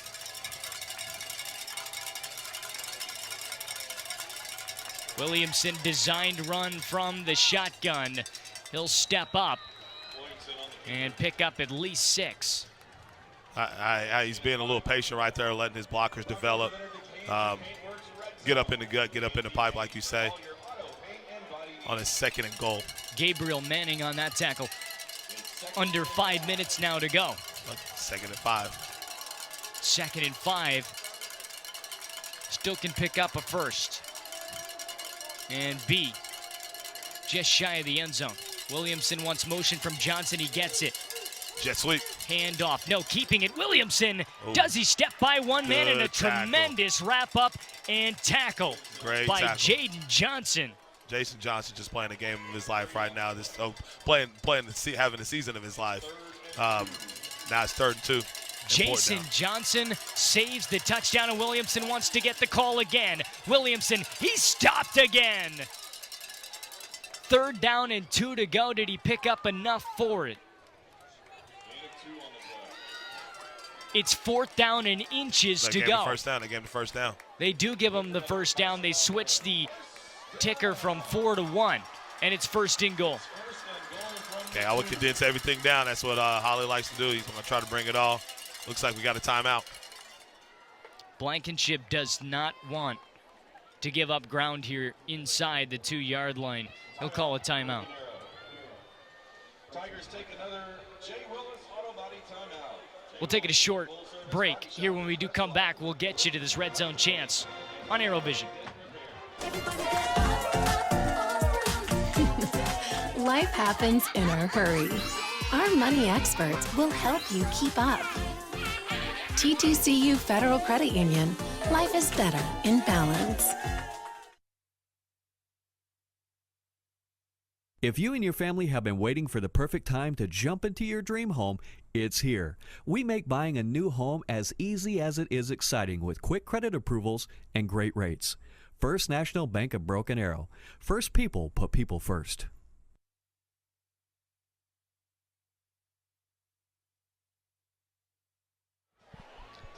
It has been a tight season, much less a game all year for Broken Arrow as we rejoin here on ArrowVision. Tiger football, first road game of the year. We've got a nice one on tap. 7-point game And that, well, might be lived for a short time here upcoming. But Coach Blankenship takes a timeout in a spot where it all seems like they're going to punch it into the end zone with a chance to maybe stop it. He's got 4 downs to try to do so. Well, you look at it in 2 ways. You don't let them take time off the clock. But number 2, it also allows your defense to settle down, give them a little bit of a breather, because they might have to come back out here later on in the fourth quarter and try to save this game. You mentioned it. You practice so often a 4-minute offense in a game to maybe run the clock out and to get the game winner here upcoming. We'll talk about that later as Williamson might try to get in here. And again, he's stuffed. Do they go to the well with Williamson again? He is a good option. I don't blame them for doing so, but what a defensive stop. What a great defensive stop. And Holly knows what's coming up. He knows his defense knows as they go tempo right here. Williamson again jumps and leaps. Is he getting into the end zone? He's short again. He's inside the 1. He's about 6-yard line or 6-inch line. Does he have the energy to jump one more time here on 3rd down and goal? He's going at it again. It is going to be. We might have either a false start or Cole encroachment. Lamont might be down for encroachment here on the tally. Offside at minimum, it's going to set up a 1st down.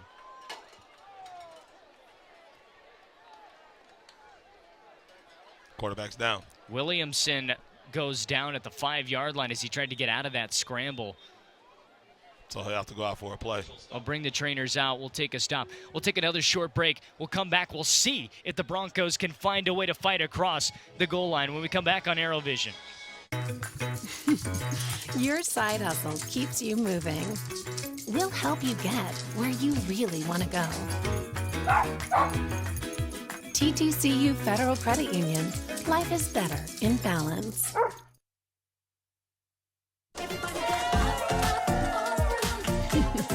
Life happens in a hurry. Our money experts will help you keep up. TTCU Federal Credit Union. Life is better in balance.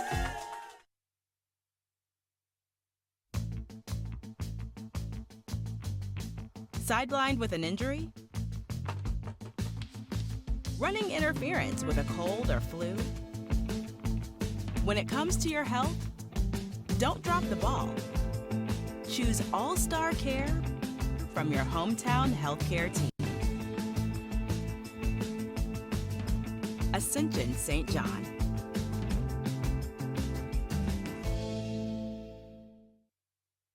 If you and your family have been waiting for the perfect time to jump into your dream home, it's here. We make buying a new home as easy as it is exciting with quick credit approvals and great rates. First National Bank of Broken Arrow. First people put people first.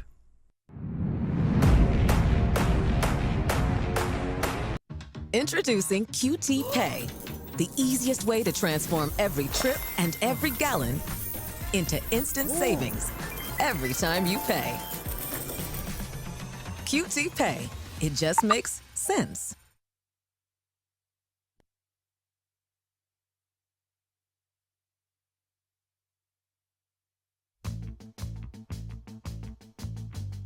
Sidelined with an injury?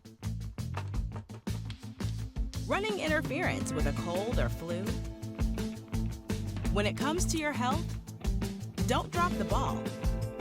Choose All-Star Care from your hometown healthcare team. Ascension St. John.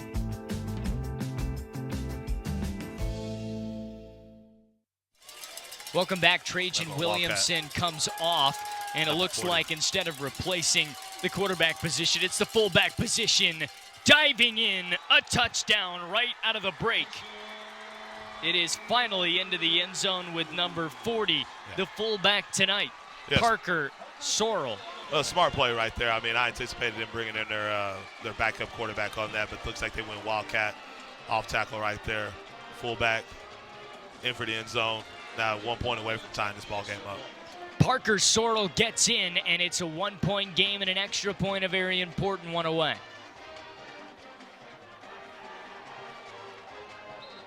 Kick is up, and it does tie the game.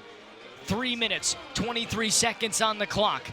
Not necessarily a game where you've been able to get down into the red zone very quickly, but with 3:23 on the clock, that might work into your favor. Again, you can set this game up with an opportunity for Irvine to win it, potentially. You don't have to get all the way to the end zone. Well, you don't have to get all the way to the end zone, but if I know Josh Blankenship, I know Josh Blankenship wants to put the ball in the end zone. I mean, what an atmosphere for this game. I mean, this is a game you would like your guys to go through. 2-hour trip from Broken Arrow, Oklahoma down to Mustang, Oklahoma. You have to expect this type of a game. It's an unfamiliar environment. Haven't been down here in about 10, 11 years. So this is new for our program, but it gives us a measuring stick on where we are as a program going into the bye week. It has been nearly a decade since these two teams faced one another. It was a playoff victory in 2015 on November 13th. The Broken Arrow Tigers won 24-17 over these Mustang Broncos. First regular season matchup of all time between these two programs, and if it's the only one for quite some time, it was certainly a memorable one at the least. 3:23 to go, and a chance to drive down and win the second game of the year for the Tigers, the first one on the road. I'd like to see a nice little kickoff return right here. And like I said, I expect Blank to punch it into the end zone. Launched by Jordan. And it's scooped up and brought on out. Protecting it, Zane Matthews-Boudreau. And a little bit of extracurriculars is settled down. Keaton Johnson, or rather, that being on the extracurricular, not Keaton Johnson, but Colton Barlow. 3:17 to go. Important here to recognize that Mustang does still hold a timeout in their possession. A 3-and-out becomes dangerous. Well, yeah, I mean, you know what Broken Arrow is going to do. They're going to run their offense. Like I said, this is a 4-minute drill right here. Just run your offense. Nothing out of the ordinary. Do what you do best. Run behind the bigs. Be balanced in the attack as Cowboy is as a tailback in this series right here. Caden Lawless to the left of Satemba. And a potential game-winning drive opportunity. Handoff to Lawless. Right side, he'll step up and reach forward for a handful of yards. Good carry on first down. Not bad. I mean, you got a string out by their outside linebacker corner right there, taking the legs out of Lawless. I still like to see him and get a little bit vertical quicker on that as we bring up second and about 7. 2nd and 7. Lawless now shifting to the left side in the backfield. Slightly in the eye here. Snap and a handoff. Lawless has a hole. There he goes. The sophomore down to the 30, down to the 20. Caden Lawless moments away, and he scores! Caden Lawless, a touchdown. The Tigers have retaken the lead. Hey, that ring the bell on that one. That right there is a typical Cowboy play. Handoff on power counter right there, boys and girls. Hey, touchdown Tigers. Caden Lawless, his best score of the year, his second to notable memory and the most at the top of the list, and it gains the lead for the Tigers with 2:34 to go. Hey, that power play looks familiar right there. He did the same thing last year in this type of a game, so proud of the kid. Nick Irvine to finish off the drive. Solid kick. It's 42, matching the season high that was set against Springdale Harbor in game number 1. We'll take a break. We'll come back. The defense has a chance to shut the door on the night on ArrowVision. Just a reminder, there'll come a time that they can no longer share a bedroom. That's why we have a complete array of home loans, so that dream of more space can come true, right on time. First National Bank of Broken Arrow. First people put people first. It's an important score. Everyone is anxious to know. That's why our TTCU app can help you improve your credit score. TTCU Federal Credit Union. Life is better in balance. Craving delicious tenders or crispy fried chicken? Hit the Waldo's drive-thru, open 7 days a week. Locally owned and operated in Broken Arrow, 71st and Yale, and coming soon to Owasso. Waldo's makes lunch and dinner a breeze. Waldo's chicken, fast, fresh, delicious. Back to a 7-point game. Rejoining us on ArrowVision. What a night it has been. The highest scoring game in combination we've seen all season long that Broken Arrow has been involved in. A 42-35 lead. Caden Lawless, absolute dominance up the middle. Best play of the season by any sophomore to date. That's a typical Broken Arrow play. Power play right up the middle. Caden Lawless showing his talents and his speed, running away from the defense. 6 points on the board for the Tigers. A 69-yard run. Soft kick shallow. It's going to land around the 30. It's picked up and it's settled down quickly and smartly. The Broncos will get set for their final drive potentially of the night. I mean, this is what it's about right here, to tell you the truth, Luke. I mean, you start the game telling your defense, go out there and get the stop. You end the game telling your defense, go out there and get the stop. Looks like they got their starting quarterback back out, so we'll see. 2 minutes and 33 seconds left. Trajan Williamson looked tremendous in week 1 over UConn, and a victory that stood out for this Mustang fan base. And a deficit in their home opener tonight with a chance to erase that. Handoff to Everhart. He's shut down immediately. Cole Lamont. Looks like he was assisted by Dagan McCluskey. I still don't think they'll be able to run the ball on us right here. They'll have to end up throwing the football on us right here, Luke. Another handoff up the middle. Stop before the first down marker, but pushing on ahead, they'll get it. As I say that, they get the first down run right there. 2:04 on the clock. It'll continue to tick once they move the chains here. Just the one timeout remaining in the pocket of the Broncos.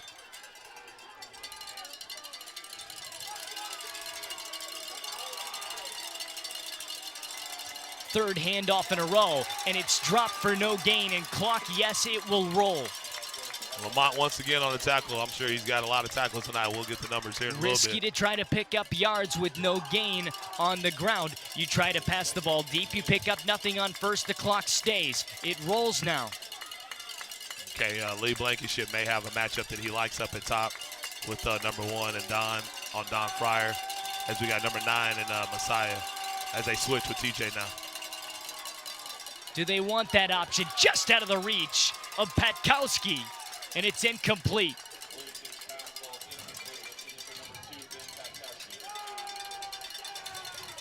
Just low on that pass. Looks like we got third down. Big money down right here. Big money down. Third down and 10, very clearly 4-down territory.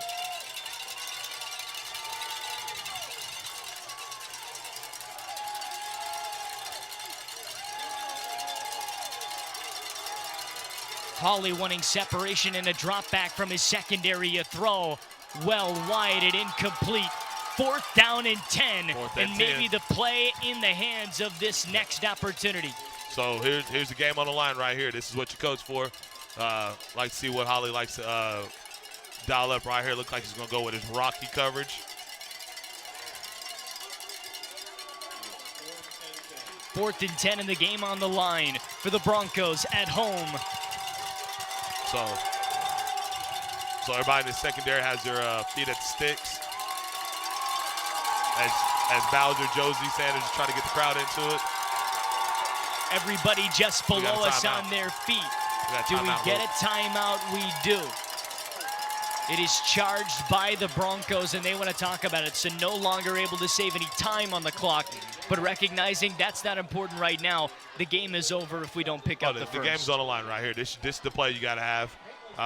You don't get this first down, game's over with. We go back to Broken Arrow with a victory. Playbook's open right here. You know what Hawley's going to bring. He's going to bring the pressure. So we'll see what Lee Blankenship has dialed up.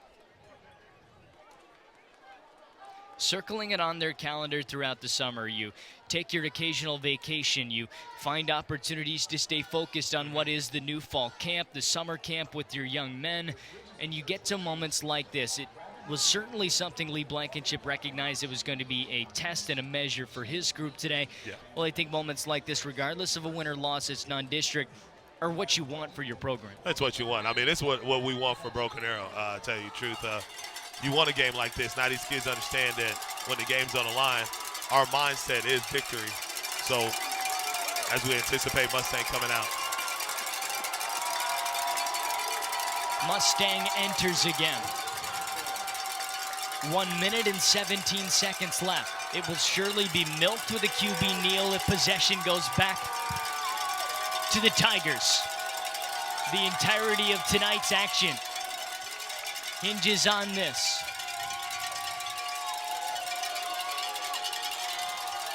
Williamson looks, steps up, he'll throw. Is it gonna be caught? It is! Got it. The Mustangs move the needle forward inside the 40-yard line. 1st and 10. Okay, we're good. We're good.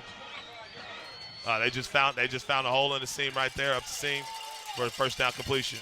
They want to work quick towards the flat, and it is incomplete, it looks like.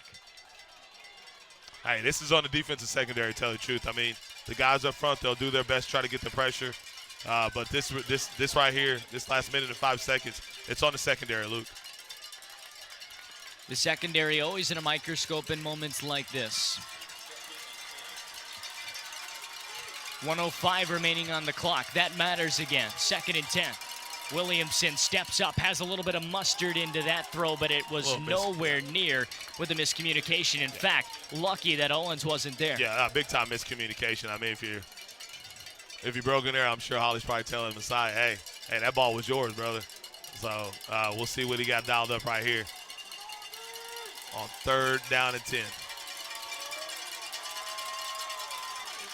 3rd down and 10, and a little bit of deja vu for this Bronco team that just got out of adversity. Williamson goes towards the side. Ball's popped up into the air, and it hits the turf. Owens to make the connection, and it's 4th and 10 again. Messiah has definitely showed up, and he's definitely grown up tonight. He brought 6, dropped 5 in that last play. We'll see what Holly has dialed up right here.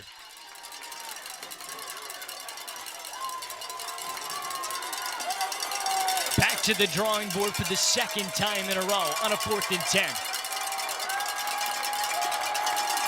Looks like he's going to bring 6 again, Luke.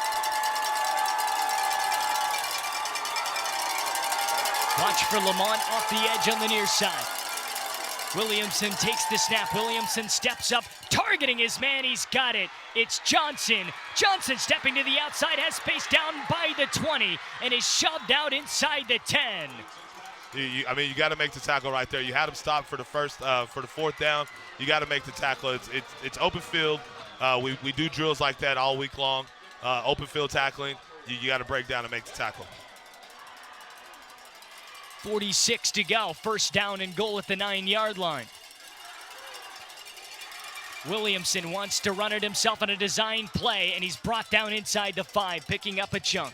And they really don't have to hurry up, as they will go tempo on this with 37 seconds left. Josie Sanders on the tackle right there as they come back, pop up quarterback run game again.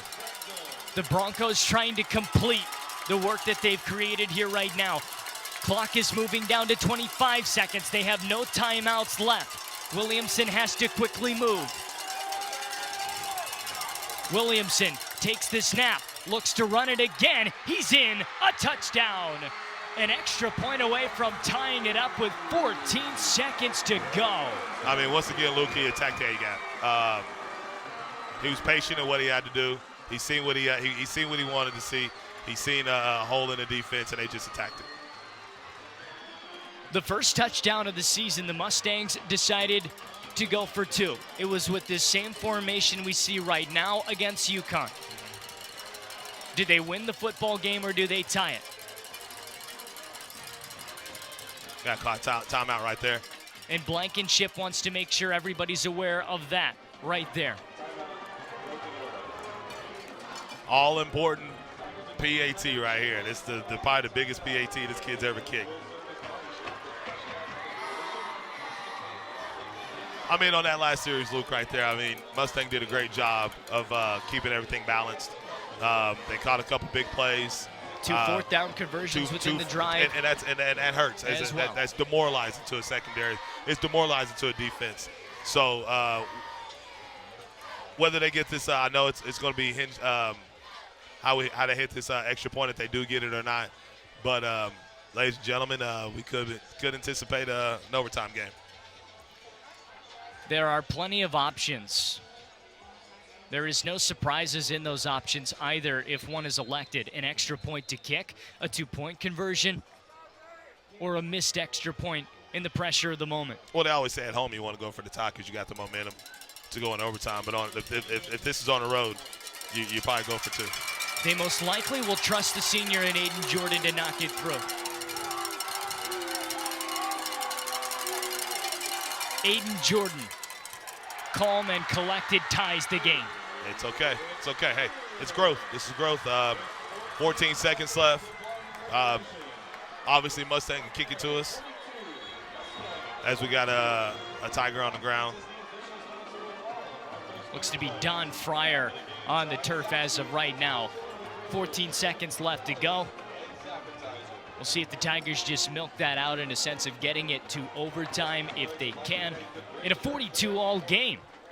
Well, one thing I do notice is as I see the defense walk off the field, I don't see kids with their heads down, and that's big time important. In the past, you see a lot of Broken Arrow teams that will have their head down in a situation like this. So big show of confidence by them keeping their head up in this type of a situation. Clarence Holly and his defense underneath the tent right now. Their approach, make sure we understand and know what the strategy is going to be for a potential overtime opportunity. If you're the offense, take care of the football and most likely just get it to that spot. Just get it to that spot. Both teams have no timeouts left. Just get the kickoff, come on offense, kneel on the ball, and go into overtime where the game starts over. Don Fryer coming off of the field. Not putting a ton of pressure, it seems, on that right foot. That right leg in general. 14 seconds left. And Aiden Jordan, the kicker for the Broncos, will send this one away in just a moment. He is pivotal in this spot as well. Stayed perfect on his extra points all night long to keep us what is a 42-all game. So if Don Fryer is going to be out, anticipate seeing Gaston Farrell or Devin Thompson coming in at corner.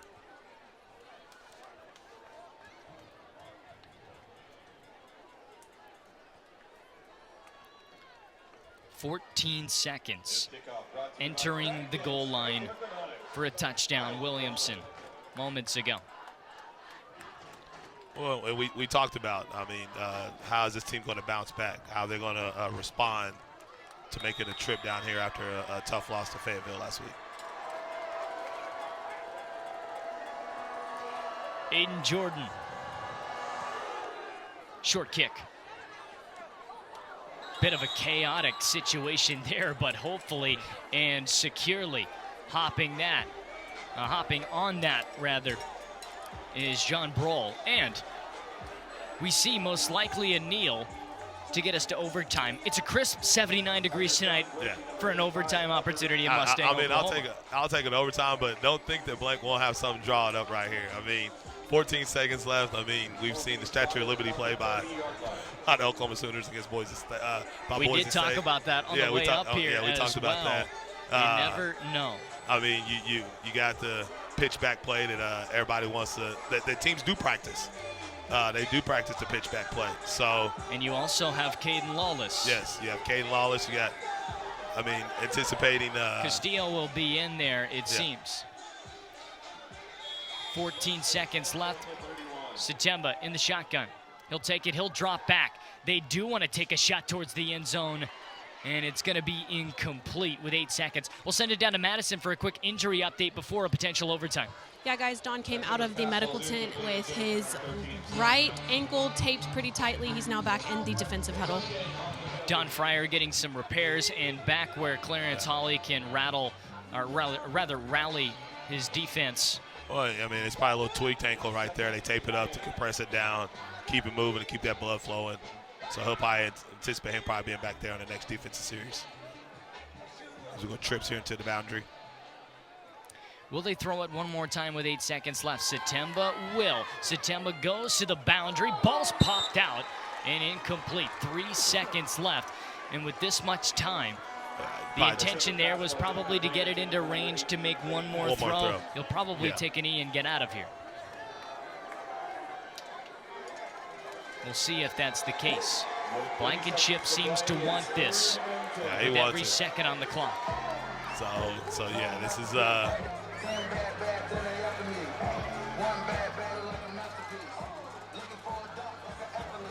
Third down and 10. No worries about those semantics here. Satemba will drop back. Quick pass over to Zane Matthews-Boudreau. He'll walk on up the sideline and he'll step out. And we'll head to our first overtime of the season. It's a 42-all game as we enter set overtime. The first road game of the year has given us a show for sure. overtime. Why not? I mean, as we look at the total yards out there, looks like Broken Arrow right now going in overtime, 558. Total yards, Mustang with 456. It's a shootout. And, you know, you either anticipated a defensive battle or you anticipated a shootout. There was no middle game in this. So we got what we asked for, and this is a great game on a Friday night here in Mustang, Oklahoma. Maybe some things you can nitpick here and there with some missed tackles, but the defense, they've stepped up in a lot of ways. These offenses have really performed well, and I think the play calling really highlights that more than anything. I think that's an underrated part of this game. Well, yeah, you got two offensive minds in Lee Blankenship and Josh. They're great at what they do. They know how to scheme defenses perfectly. So, I mean, it doesn't surprise me that we're sitting where we are right now. Representatives from both sides will head to midfield, just as they did a little over 2.5 hours ago. This overtime coin toss brought to you by Team Nutrition. Team Nutrition is located at 111 East Highway 152 in Mustang. Rather, 3.5 hours ago. It's been a long one here tonight. 42 all, and games like this, you do not want to end, but they do, and you do get your price of admission plus an extra incentive. The Tigers and the Broncos, their first ever meeting in the regular season in these two programs' history. The most recent game between the two coming in the postseason. A victory 24-17 for the Tigers.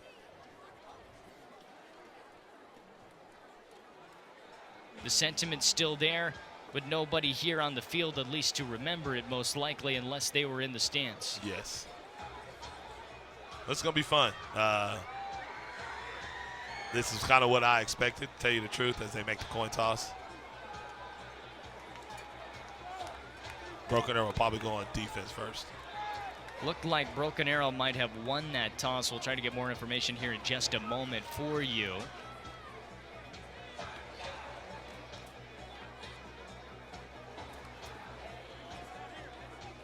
Yep. Broken Arrow wins the toss. Elects to go on defense first. Broken Arrow will defer as they did the first time round to start our game. They will represent their defense in between the lines to start this overtime, and we get ready to roll in a 42-all game. Well, I mean, this is, hey, as a defensive guy, I like this situation myself. You stop them, you know what you have. You have either a field goal or a touchdown wins it, obviously. But, hey, this is overtime down here in Mustang, Oklahoma, and in a non-district game right before the bye week. So why not some extra free football right here?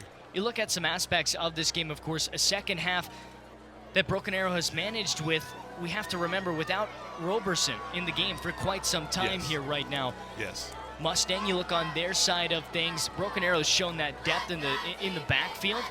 Well, there's a very heavy quarterback in Williamson that's very good and effective in tight space. That's the advantage you could say right now that the Broncos could try to play into. Well, that's their dude. The team is going to go how he goes. Obviously, the stats show it right now. So here we go. Ball on a 10-yard line. Let's go. First overtime. The ball on the 10, and Williamson in an empty set. A ton of blocking off to the right side. Most likely will take it there. A bit of a jump on the defensive front. And a false start will make it a situation at the 5. encroachment, and the Tigers now will deal with a much difficult scenario.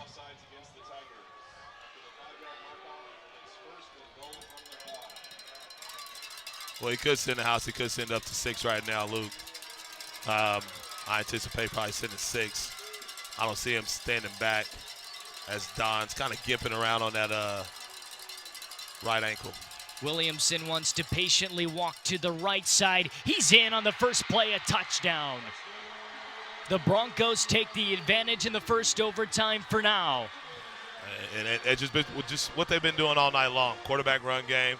He just lowers his shoulders and escorted into the end zone for 6. Aiden Jordan to kick the extra point. Conversation being had, needing bodies to get out there for this special teams play.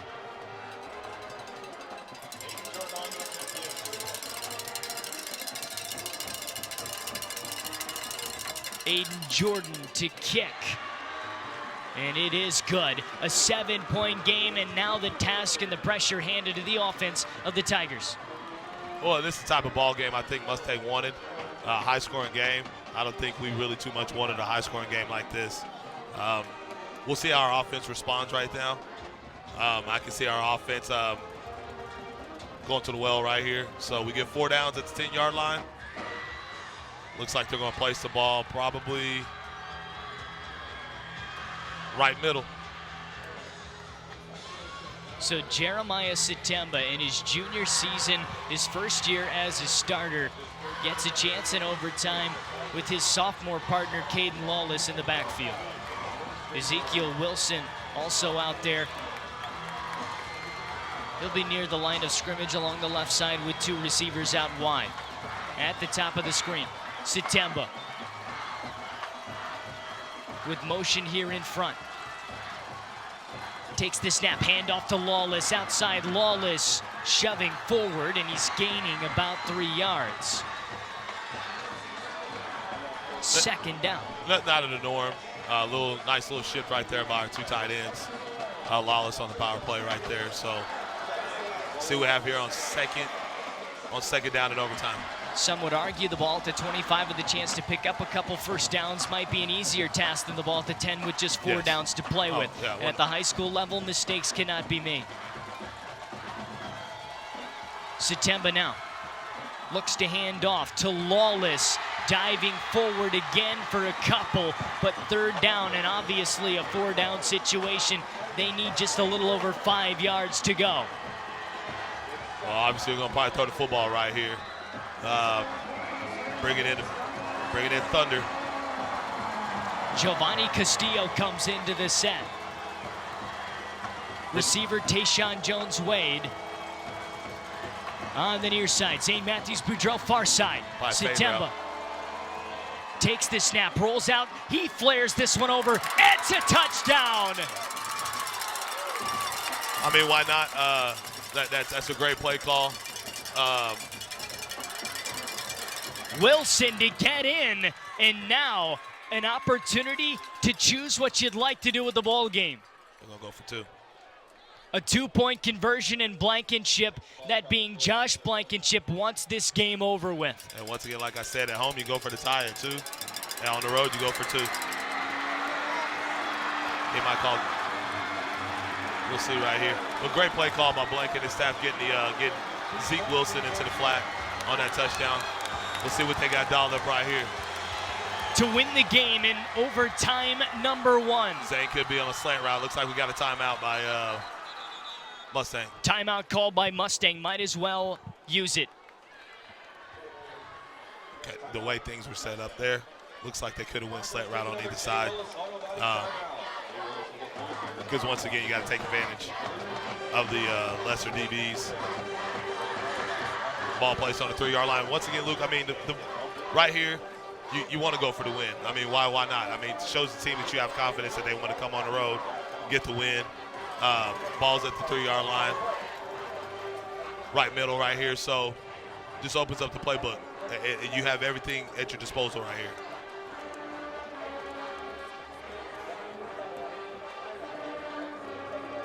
One play to draw up. defensively and offensively, with a ton of options. 3-yard line, that's the task. Jeremiah Satemba, Caden Lawless, that's the backfield. Zane Matthews-Boudreau, top of the screen. Tayshawn Jones-Wade, bottom of the screen.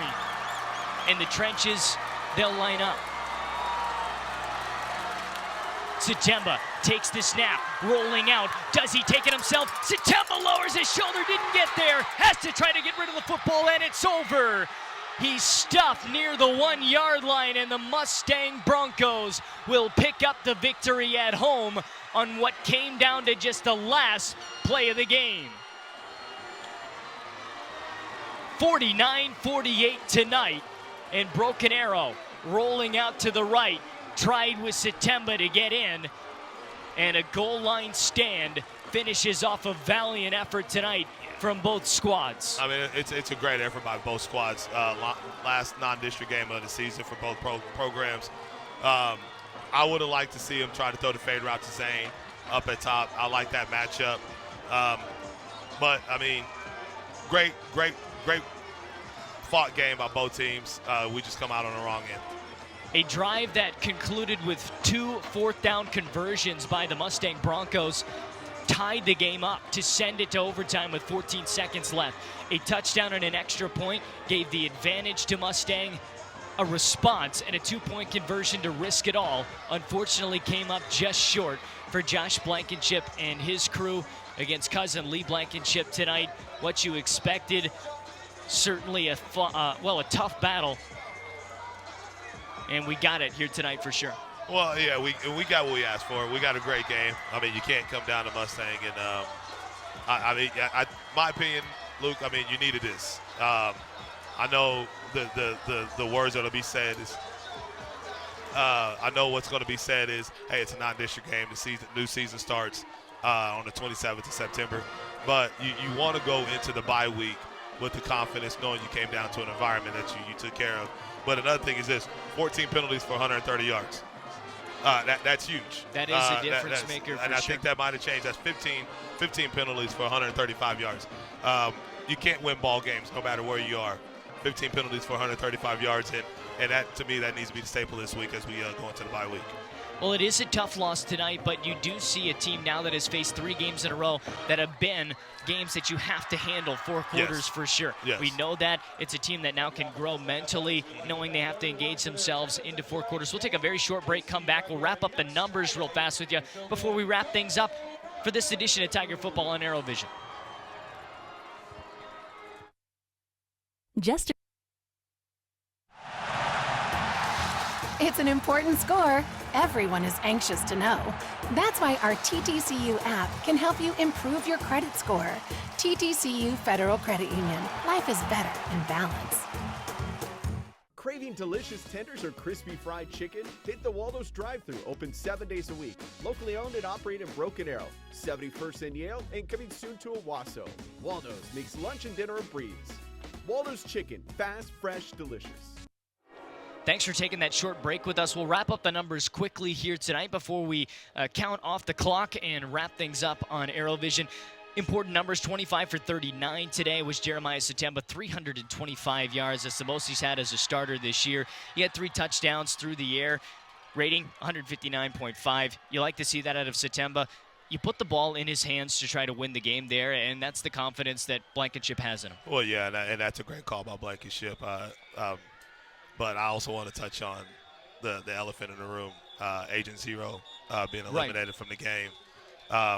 That's just selfish. Now you put your team in a situation where you have to go to other parts of the offense, and you don't plan for that. So, I mean, big ups to Mustang. It's a hard-fought game. No disrespect to them, but this is something that we let get away from us. Of course, it was a 7-7 game at the end of one, outscoring Broken Arrow 14-13 in that second quarter. We went to halftime at a 21-20 game. That's when things picked up for the Tigers. 15-7, they outscored the Broncos in the third quarter, taking that advantage, but a 14-7 game in the fourth quarter tied it up.